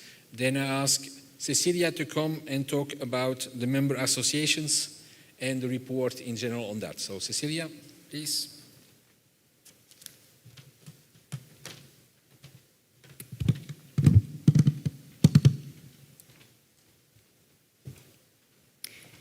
Thank you. Good morning again. The member associations report contained in the Secretary General report is based in the results of the member associations questionnaire. There is a comprehensive survey that you all received in December last year, and that we gathered the 93% of federations have filled it in. Also, the information available in the World Archery extranet and direct consultation with the member associations. this report is focused on temporary members, for which we accepted this morning as full members, the member associations who joined in the two preceding congresses, those who received a warning, those who were late with membership fee payment, and others that were reported to have governance issues. After working on this report, the following decisions were made. The report gives a positive feedback on the overall federation's improvement in the recent years, but there are some exceptions, and today we have to address these exceptions. We have 2 member associations proposed for expulsion and 1 federation for warning. These are the federations, and I will explain briefly the situation for these 3. The Albanian Archery Association has received a warning already in the 2023 Congress in Berlin, and it is marked as not in good standing for 3 years now. And this is for non-payment of membership fees and reduced activity. We managed to get in contact with the President and Secretary General of this federation, who confirmed that it became not functional since end 2023 due to lack of resources, human and financial, and because the sports law in their country became harder, and they lost their recognition.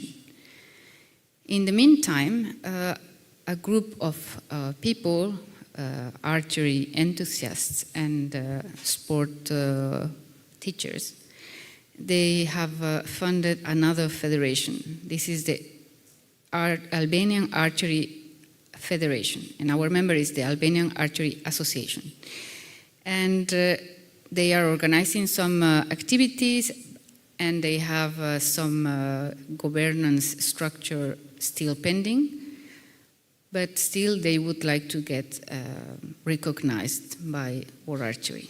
And we discussed the 2 federations and World Archery together, and they conclude that they prefer that we expel the Albanian Archery Association, and when the Archery Federation will be ready in maybe 1 year time, they will start the application from scratch. The second federation to expel is the Montenegro Archery Association. They have also received a warning in 2023. They are marked as not in good standing for 3 years now for membership fees and failing to report on their activities.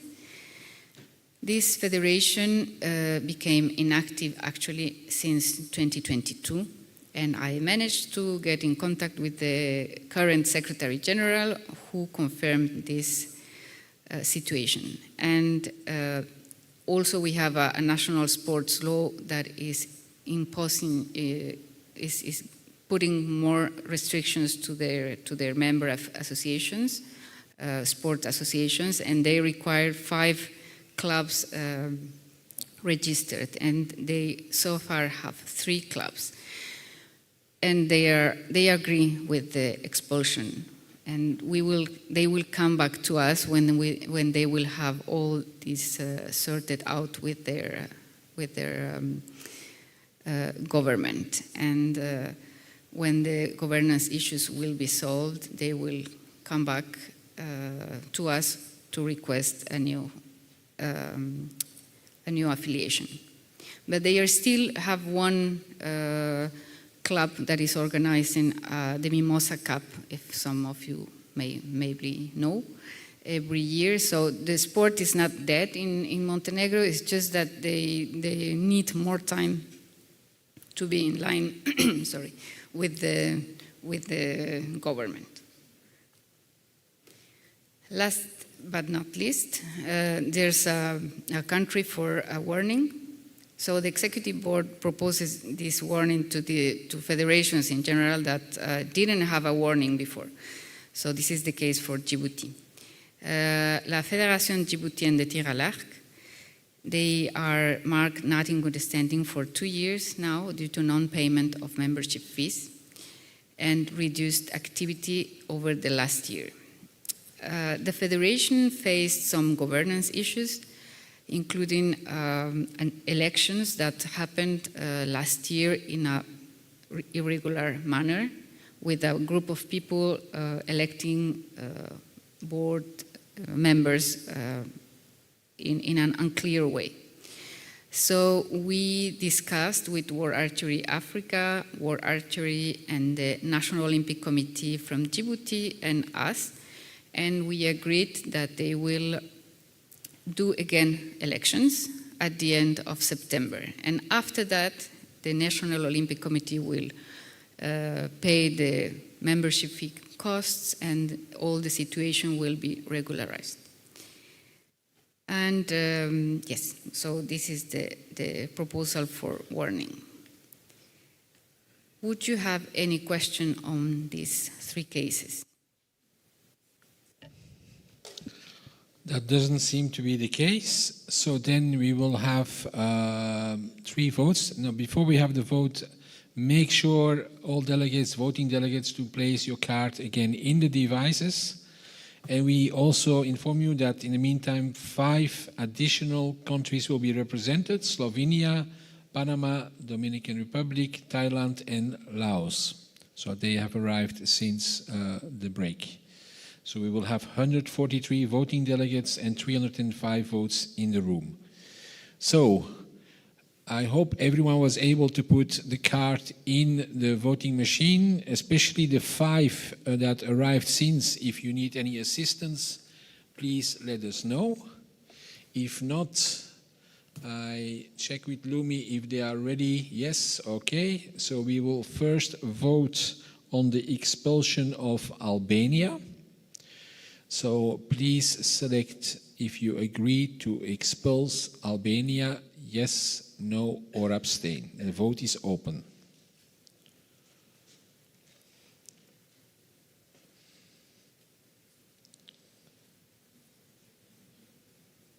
We had 104, 115, 20, 30, 33, 37, 39, 40. Okay, anybody has an issue? I don't see any. Under 42. No one has an issue. Then I think we can close with 142. 143, it's in. Okay. And we can see the results. So 248 yes, 25 no, 29 abstain, 3 votes not cast. And this means that Albania has been expelled from World Archery. And as Cecilia clearly indicated, there is a process in place to get them back on board in the future. Okay, we can go to the next one, which is Montenegro. And so the same process. We will open the vote.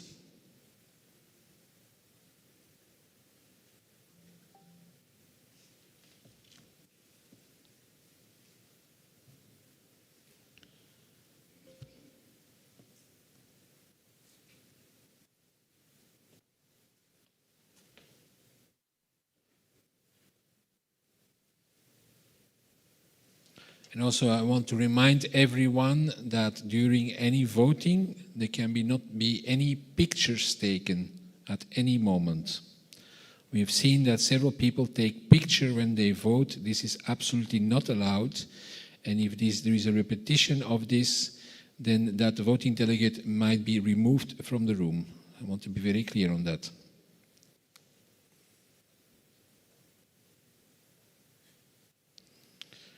And we are at 143, so we can close the vote.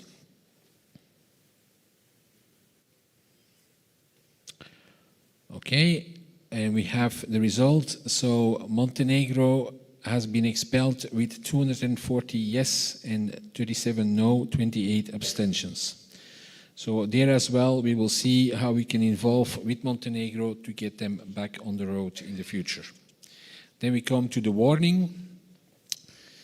Djibouti, and normally we do all the warnings in block, but it's only Djibouti, which means we are making progress because we had many more warnings in the past. So I thank everyone working in membership department, and also very much I thank our continental associations, which have worked very hard to make sure that we get everyone on board and everyone being active. So thank you to all the representatives of the continental associations present, and we can open the vote.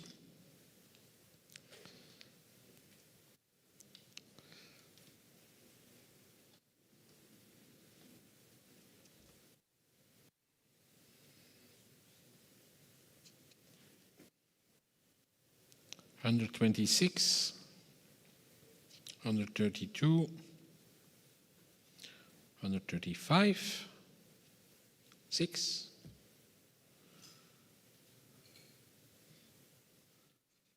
7, 8,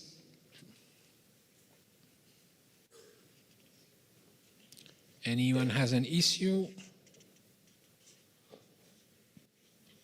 There's 5 missing, but I think we can close the vote as such. Unless there is an issue, okay, then we can close the vote. 141, okay. And so we will give an official warning, 269 yes to Djibouti, and we will work especially with Archery Africa to make sure that we get progress there and that we get the governance resolved in Djibouti. Okay. That's it for member associations, and then we are going to go to the center, and I ask Sebastian Flute to come to the stage. So I think Sebastian, everyone knows Sebastian as Olympic champion or as sports manager of the Paris Games and Paralympic Games, and after Paris, we thought it would be a good idea that he changes and does something else. And so we invited him to take over the role as our operating officer at the center. So this is the first time you see him in this capacity. So Sebastian, you have the floor. Thank you. Hello, thank you very much. I'm really happy to be here to present you the World Archery Excellence Center in Lausanne and what we are doing and what are our activities. First, okay.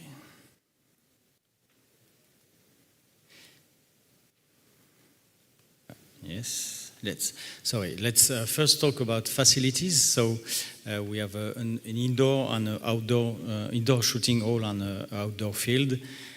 First, the outdoor shooting holes, we have targets from 5 to 70 meters indoor. In the 80 meters configuration, we have up to 77 targets position, so it's a quite big and quite useful for big tournaments or big incentive.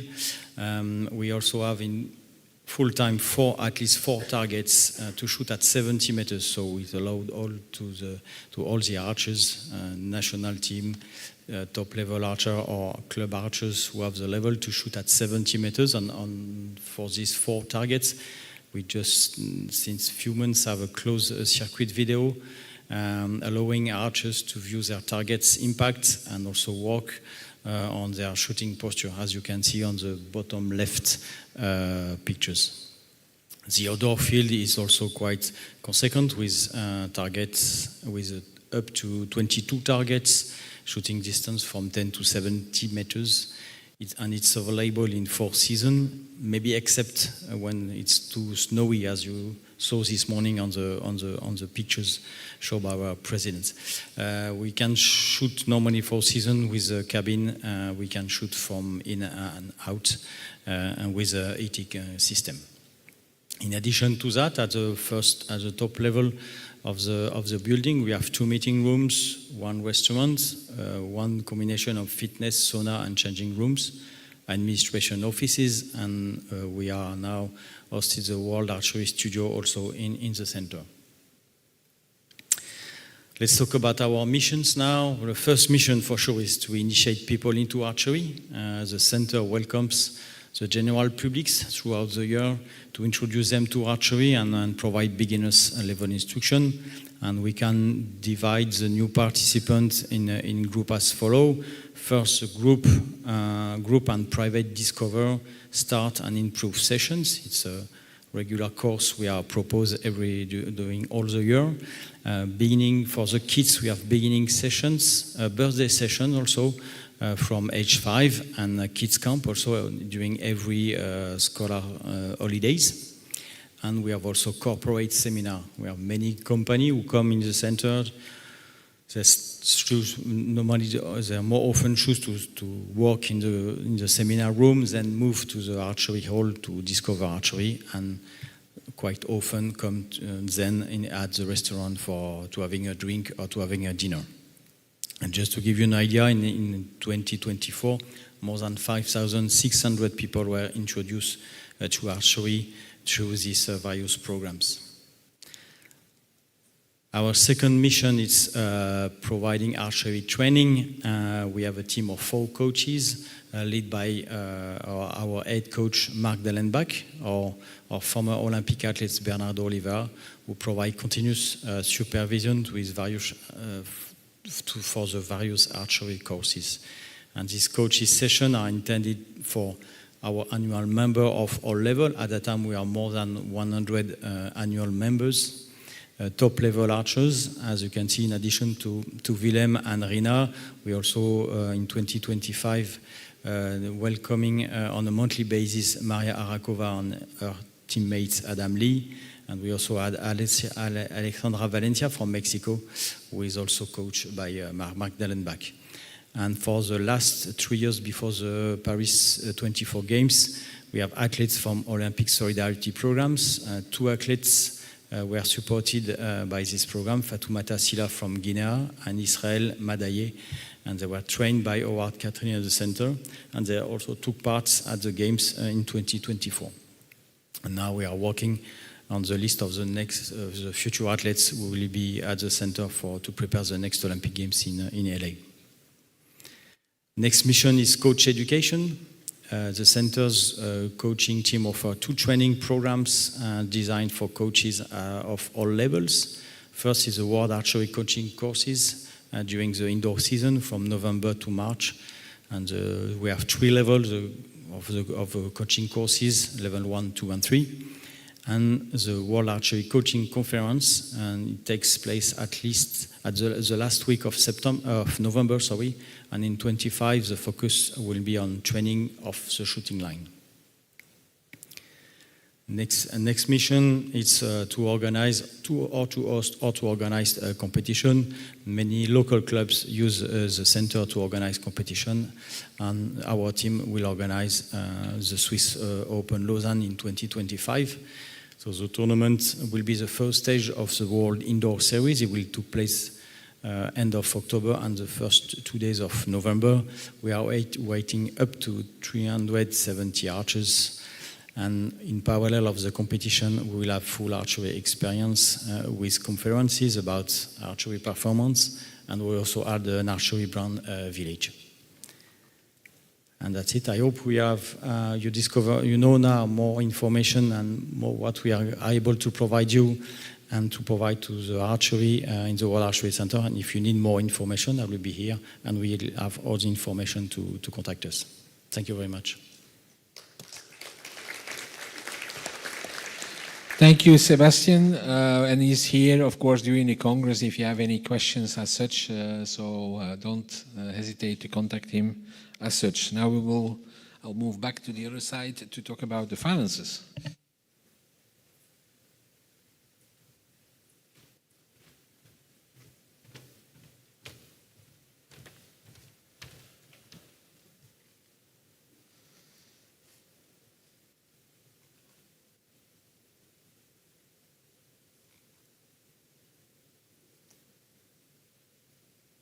Okay. See.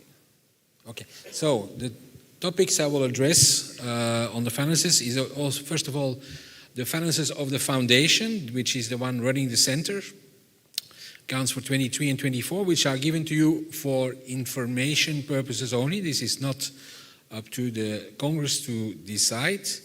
Then we will have the report from the Finance and Audit Board, after I've given some explanation on the expenses and income from World Archery. And we will then hear the opinion of the auditors.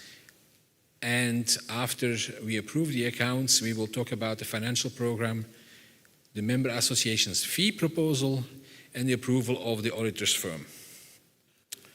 So the accounts for 2024 have been audited in June this year. It was quite late, was very much linked to the changes of who was doing the accounting, but in the end it was done in June. And you can see here the difference between 23 and 2024. In terms of the assets, the reason why they're going down is mainly linked to the depreciation of the building.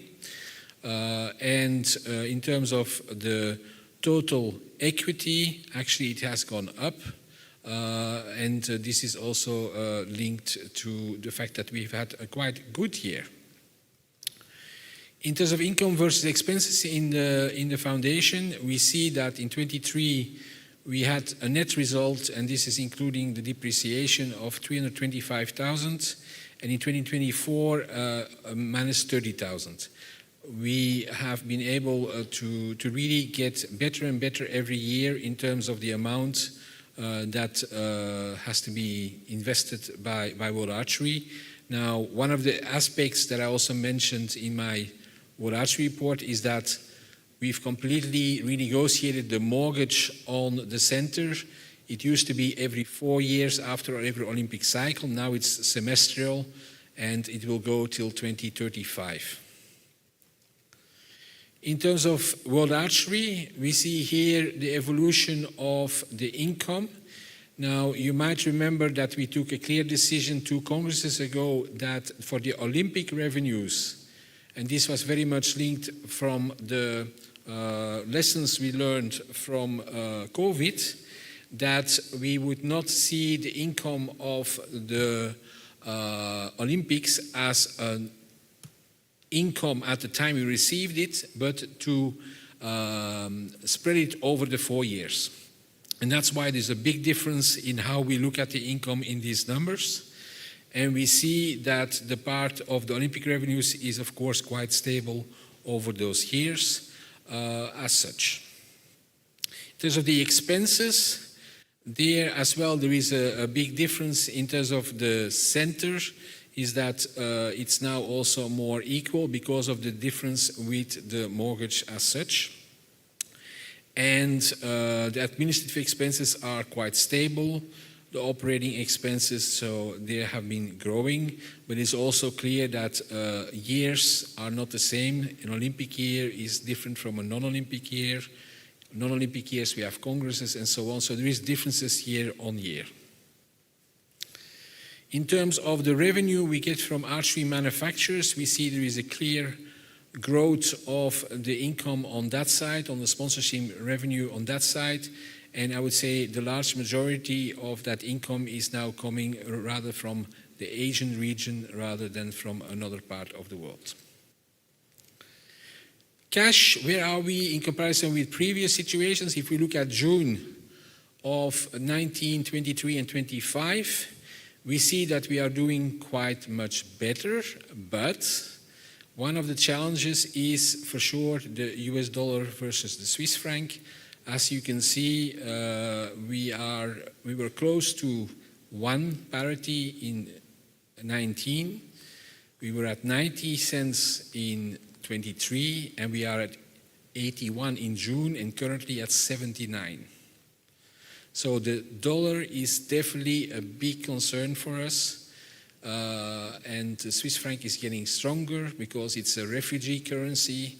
And with everything happening in the world, the uncertainty from an economic point of view, inflation, and also decisions by certain countries in terms of their federal reserves and interest rates. So we need to make sure that we keep on going in the right way. We have quite a lot of money still in dollars. We don't need that money yet, but we will take the opportunity at the right moment to convert them into Swiss franc. So with that, I ask Rolf Lind to join me on the stage, and he will take us through the audit part of the accounts.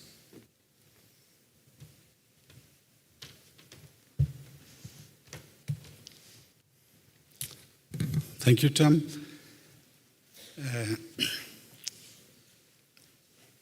I see this works now. Okay, yes.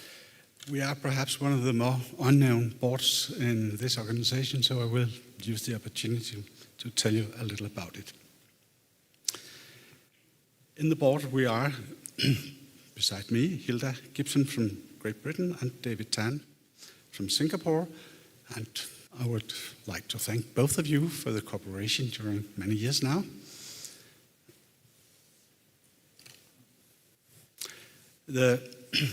This board is in the rule book, Article 111, and it says what we have to do. The primary tasks are the review of financial income information necessary for Congress, the Executive Board, and the Executive Committee's meetings. The review of income and expenditure accounts and the quarterly management accounts. The review of the annual budget before it's presented to the Executive Board, and considering matters which relate to finance as it deemed appropriate, bringing to attention to the Executive Committee and to the Executive Board matters related to finance. I will try to explain a little about how we fulfill these targets. First of all, of course, we cooperate with the external auditors, and it is Pricewaterhouse. They are responsible for checking on business procedures and documentation, as well checks on compliance with accounting, audit, and tax laws, especially in Switzerland. We are working more with the other side of the financial system. And to do that, we have two meetings every year. One in the spring, where we mainly go through the accounts for the year before, and a meeting in the autumn, where we mainly work with the budget for the next year and the 3 following years.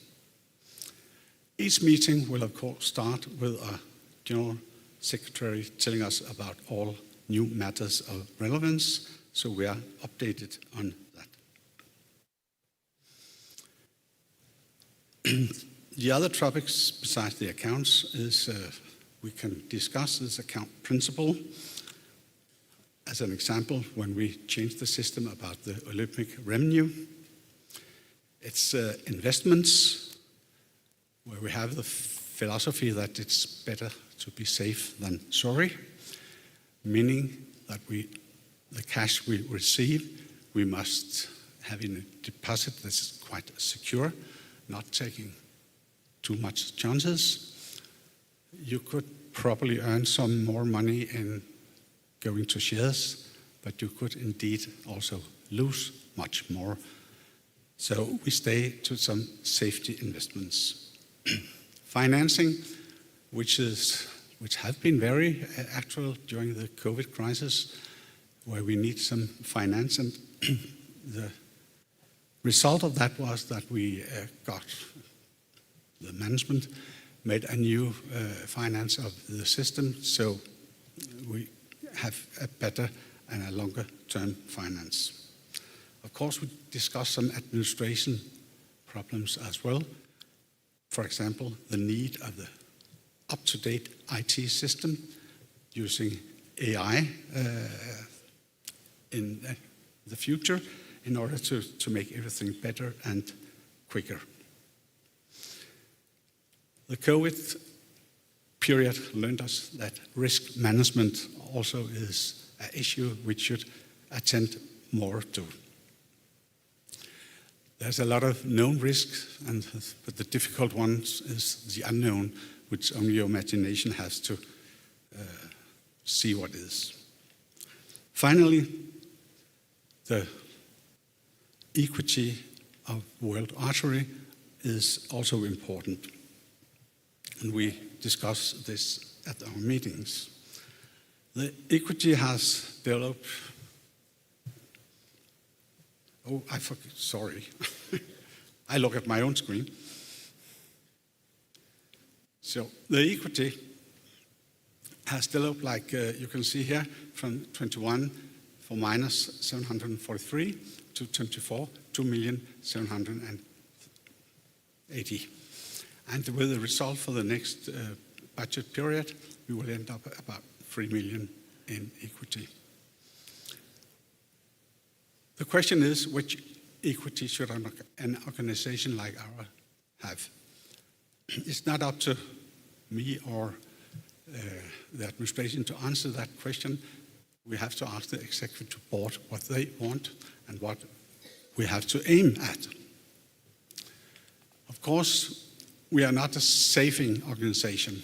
We must use the money we get for archery, but on the other hand, we must have some reserves to stand if some stormy weather comes up. We saw that during the COVID, and after that, the Olympic Committee told us that we should look at the equity, which we also, as you can see, have done, and what the level should be. I would like the Executive Committee to discuss. Now, Tom went over a lot of figures, so I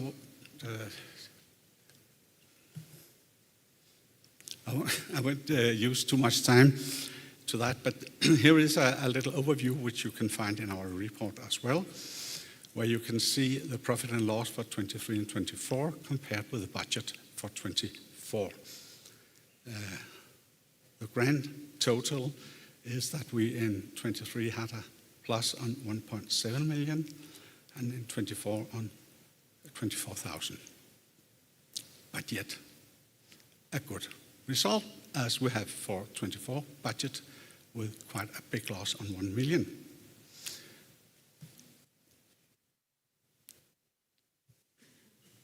The budget for the next 4 years is also been gone through, and you can see what we start up in 25 with a loss, but then we have a profit in 26, 7, and 8. So we, for the period, in the 4-year period in total, have a profit on 285,000, which I think is satisfactory in this situation.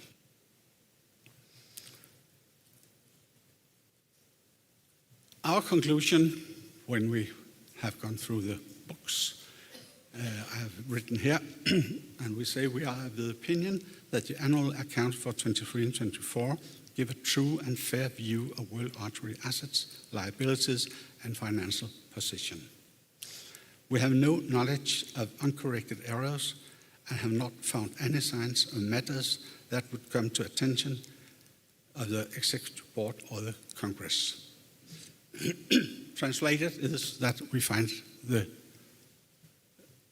account for 23 and 24 for okay.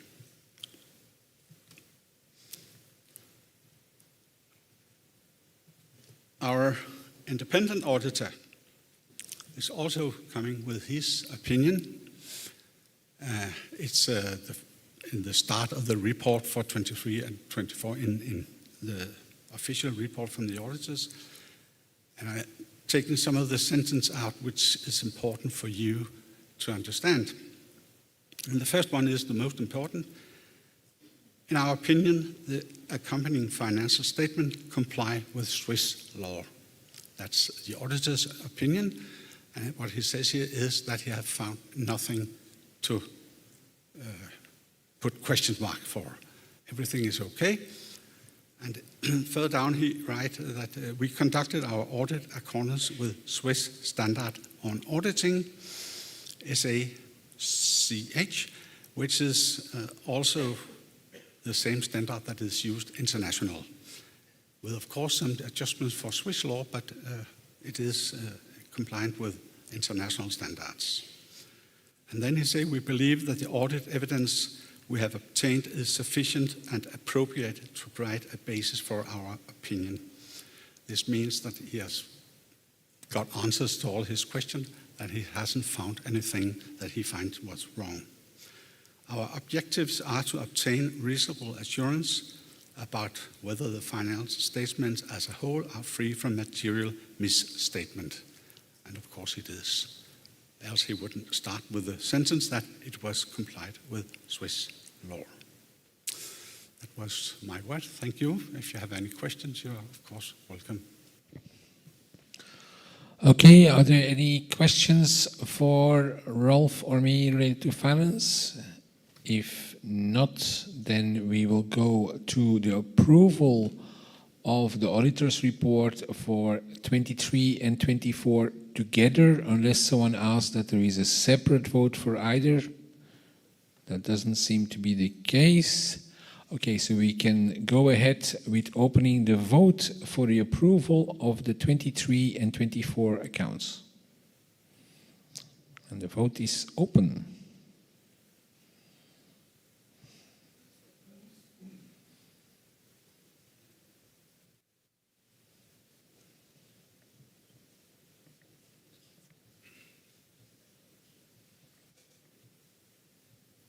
We're at 124, 133,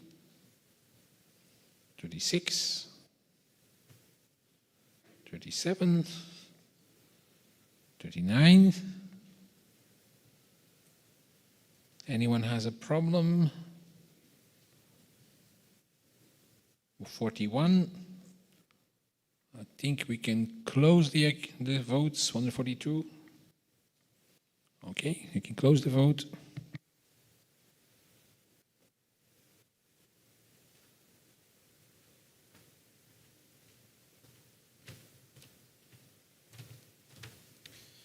And you have accepted the audited accounts for 23 and 24 with 291 yes, 8 no, 4 abstentions. Thank you very much, and I thank also Rolf, Hilda, and David for their hard work, as well as in the office, Caroline, and in the center, Sonia. So thank you very much.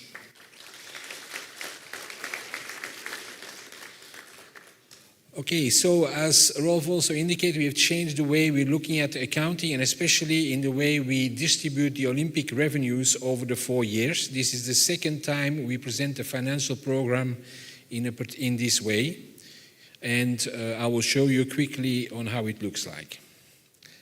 So it's in line with the decision of 2021 Congress to allocate the yearly Olympic revenues to the accounts, and also linked on the fact that we had the new mortgage agreement for the center and the mortgage repayment. So basically, at the end of 2024, we had 16.671 million Swiss francs in cash. We deferred for 2025 4.12 million. Then we had to pay back 1.152 million in VAT on the Olympic revenues. And then we had in 25 also the last payment by the IOC of 2 million. So at the end of 2025, we were expecting 13.59 million Swiss francs. However, that was based on a US dollar Swiss franc rate of 85. That was the budget rate. So knowing the dollar at the moment at 79, we will be for sure lower at the end of the year, because that is just not realistic knowing the current Swiss franc US dollar rate. We will continue having 4 million in 26, 27. There's still a small payment of VAT expected for 26. And so at the end of the period of the Olympic Games in 28, we will have another new income from the IOC estimated at 16 million, this including the VAT. So in cash, at the end of the year, we would be at 17.53 million. We'll continue with that up to 32, where we get again the same thing. Expect a little bit increase. Now, we hope that the income of the IOC will increase, but we cannot, I would say, from a accounting point of view, expect this to be dramatically increasing. The income from the IOC is rather stable.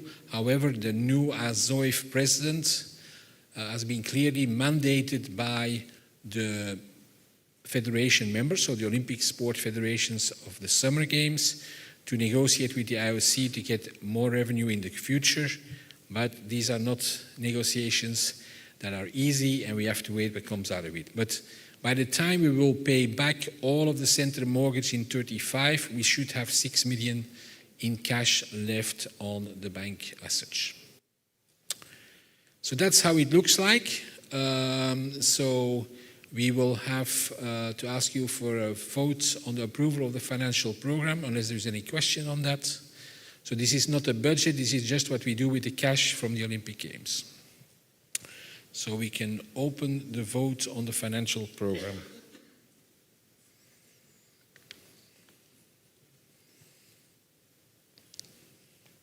We have an issue with one device.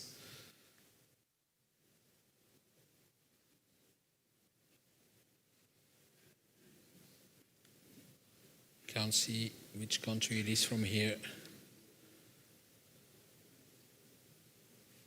Okay, anybody else has an issue?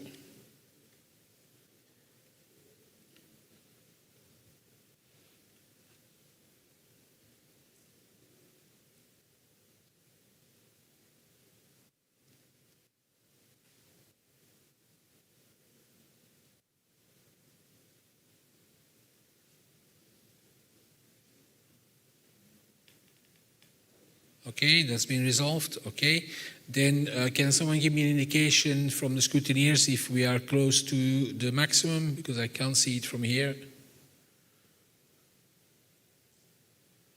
2 missing. Okay, anyone has an issue? Yes, Iran? No, Kuwait, sorry.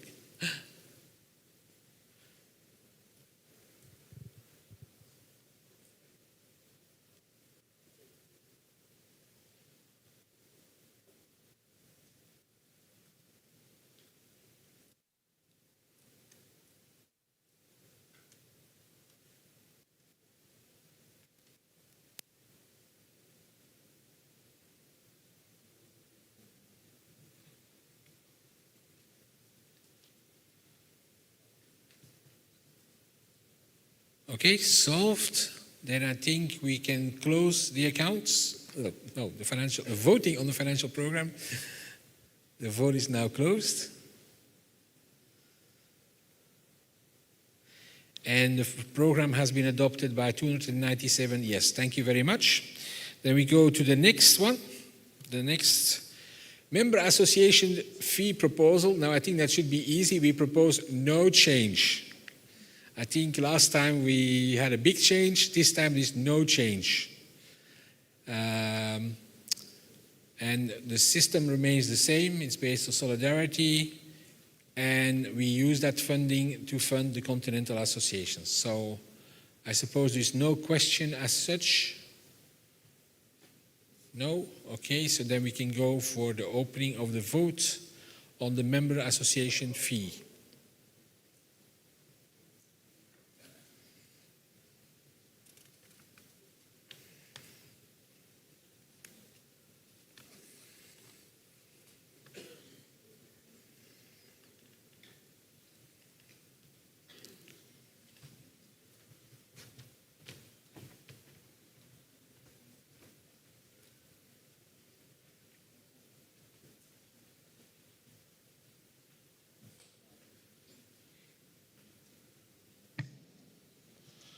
So we close 135, 6,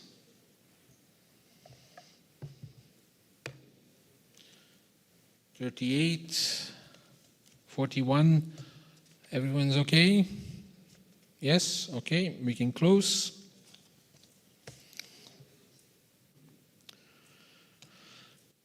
And we can show the results. We can close the vote.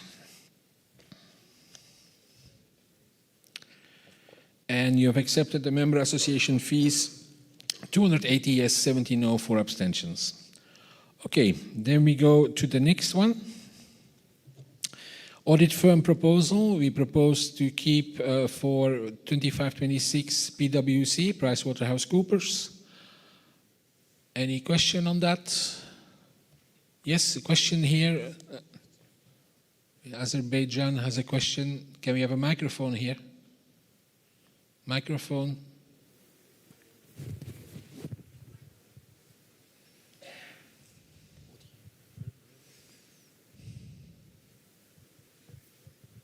Here in the first row. First row, microphone, please.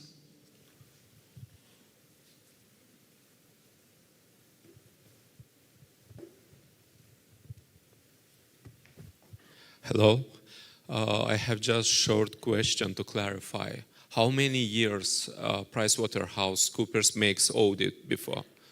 So we had tenders for 23-24. So before in the Congress in 2023, we approved the results of that tender. So we will do another tender if you approve to keep them this time. For after the next Congress, we will have a tender, and then we will see if we change or not. Now, internally in the procedure of PricewaterhouseCoopers, we have, and I think it's on every 3 years, we have automatically a change of the auditors involved in the process inside the organization. So the people that are doing the audit now are not the same that were doing it 3 years ago, to avoid any potential issue of that people make deals or whatever as such. So we've kept Pricewaterhouse based on the tender last time. We had, I think, 3 offers. They were reviewed by the Finance and Audit Board. Then that was sent to the Executive Board, and then Congress approved the proposal as such. But by next Congress, in 2027, we will do the process again, because it is a good governance practice to do that process. If then the recommendation is to stay with Pricewaterhouse, okay. If they may be taking one of the others, the big discussion last time was to or keep, I would say, one of the big auditing firms, or go to a less known Swiss firm, which would probably reduce the cost, but which would probably not give the same confidence to the national federations, because PricewaterhouseCoopers or some of the other big companies are known, whereas if we take the one we have in the World Games, Treuhänder Gesellschaft in Zurich, no one will know who they are, but they also do the same work. Yeah, reputation issue. Okay, thank you, Clean. Thank you very much. Thank you, and thank you for the question. So this is clearly a commitment. So by next Congress, we will inform you on the tender process and what will happen. Okay? So having said that, we will open the vote for the Auditors Form 2526.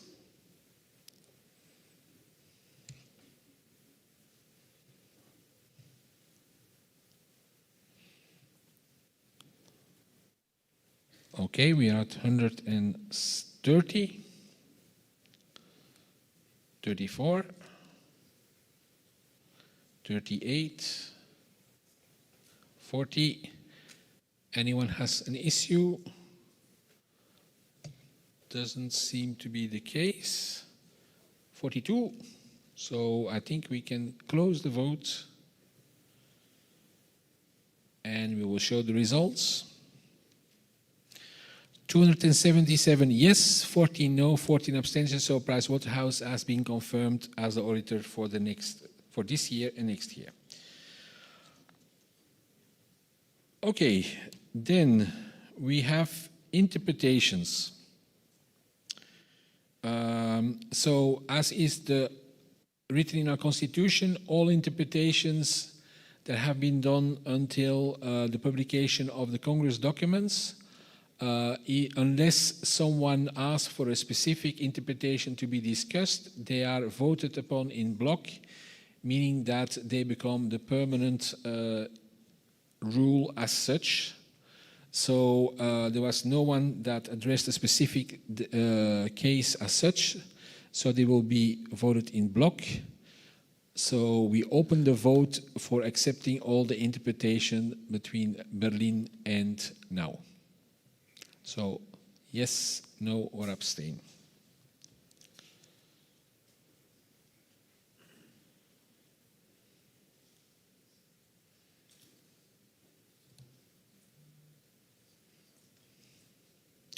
Okay, we're at 126, 29, 38, 41.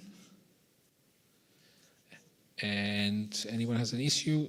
Doesn't seem to be the case. Okay, then 42. So we can close the votes.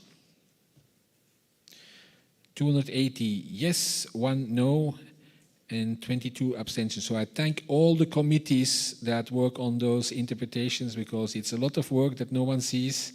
Thank you very much to all the committee chairs that are here, and also thanks to the ones that are in the committees doing the work with the chairs. Thank you. Yes. Then for the bylaws, it's exactly the same situation. So the bylaws approved by the executive board since Berlin, they will also be voted in block because there was no matter raised as such. So exactly the same process. We will open the vote now for the bylaws.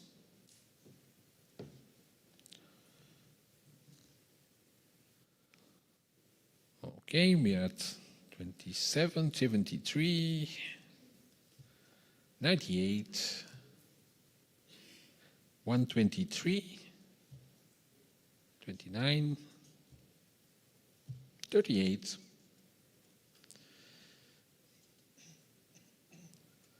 42. So I think we can close the vote. No, there's an issue. Oops. Yes.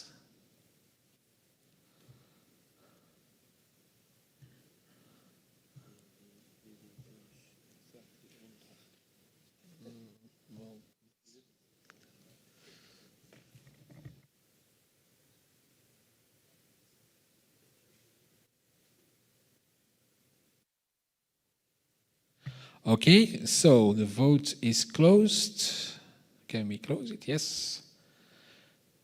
And the results, 282 yes, 3 no, and 20 abstentions of the bylaws are approved as well. And there again, thanks to the committees that proposed them and to our board for accepting them. And then we will go to the last topic before lunch. It's always difficult to have the last topic before lunch, but it's an important topic. So I ask Mark Miller and Karina to go to the rostrum and talk about the World Archery Strategy. So I'm not sure who starts, Karina or Mark, but I will bring you this thing.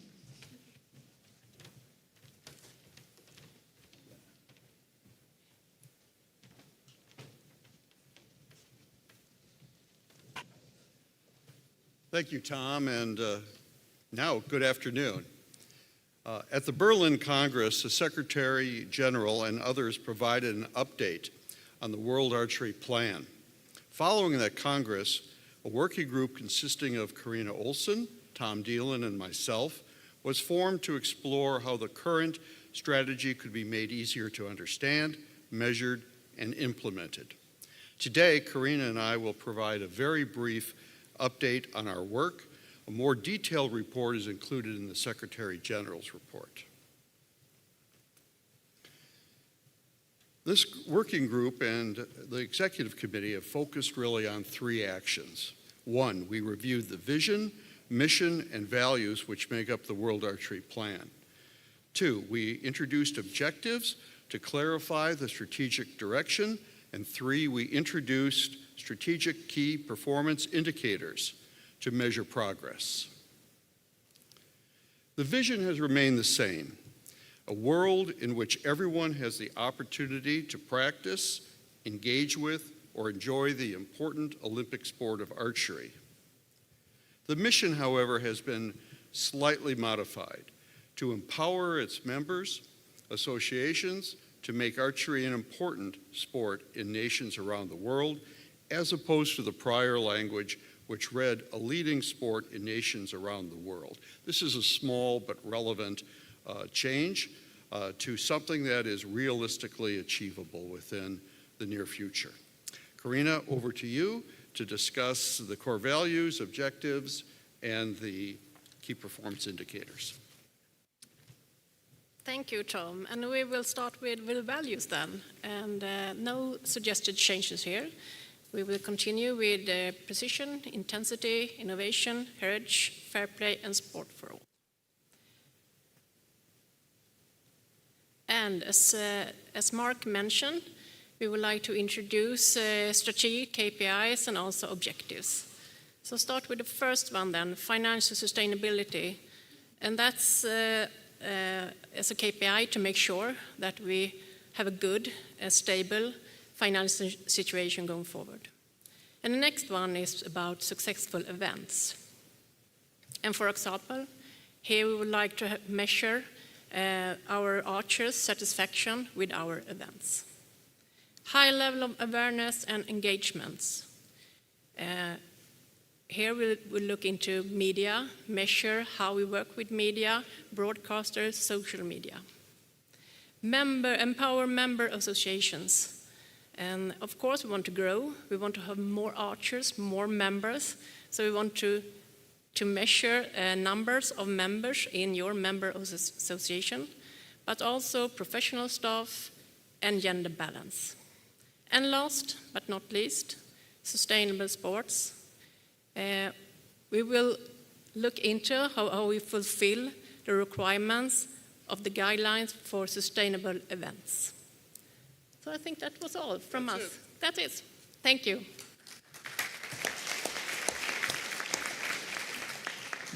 Thank you, Karina and Mark. So the idea really behind the working group was to make things easier for you to understand and not have many long documents on the strategy. And I thank both of them for their work, and we'll continue to work with them in the future and work on this strategy to make sure that it's a guiding principle for all the things we do. So with that, we stayed very close to our schedule, and I hand over to Constance. Dear delegates, lunch will be served in the area just near at the same place than the coffee break, and the room just beyond this wall. Please, voting delegates, keep your voting cards with you. Yeah, thank you. The afternoon session will resume at 2 o'clock sharp. Thank you. And during the lunchtime, we need everybody to leave the room. So enjoy your lunch and see you soon. Thank you. So 2 o'clock, please.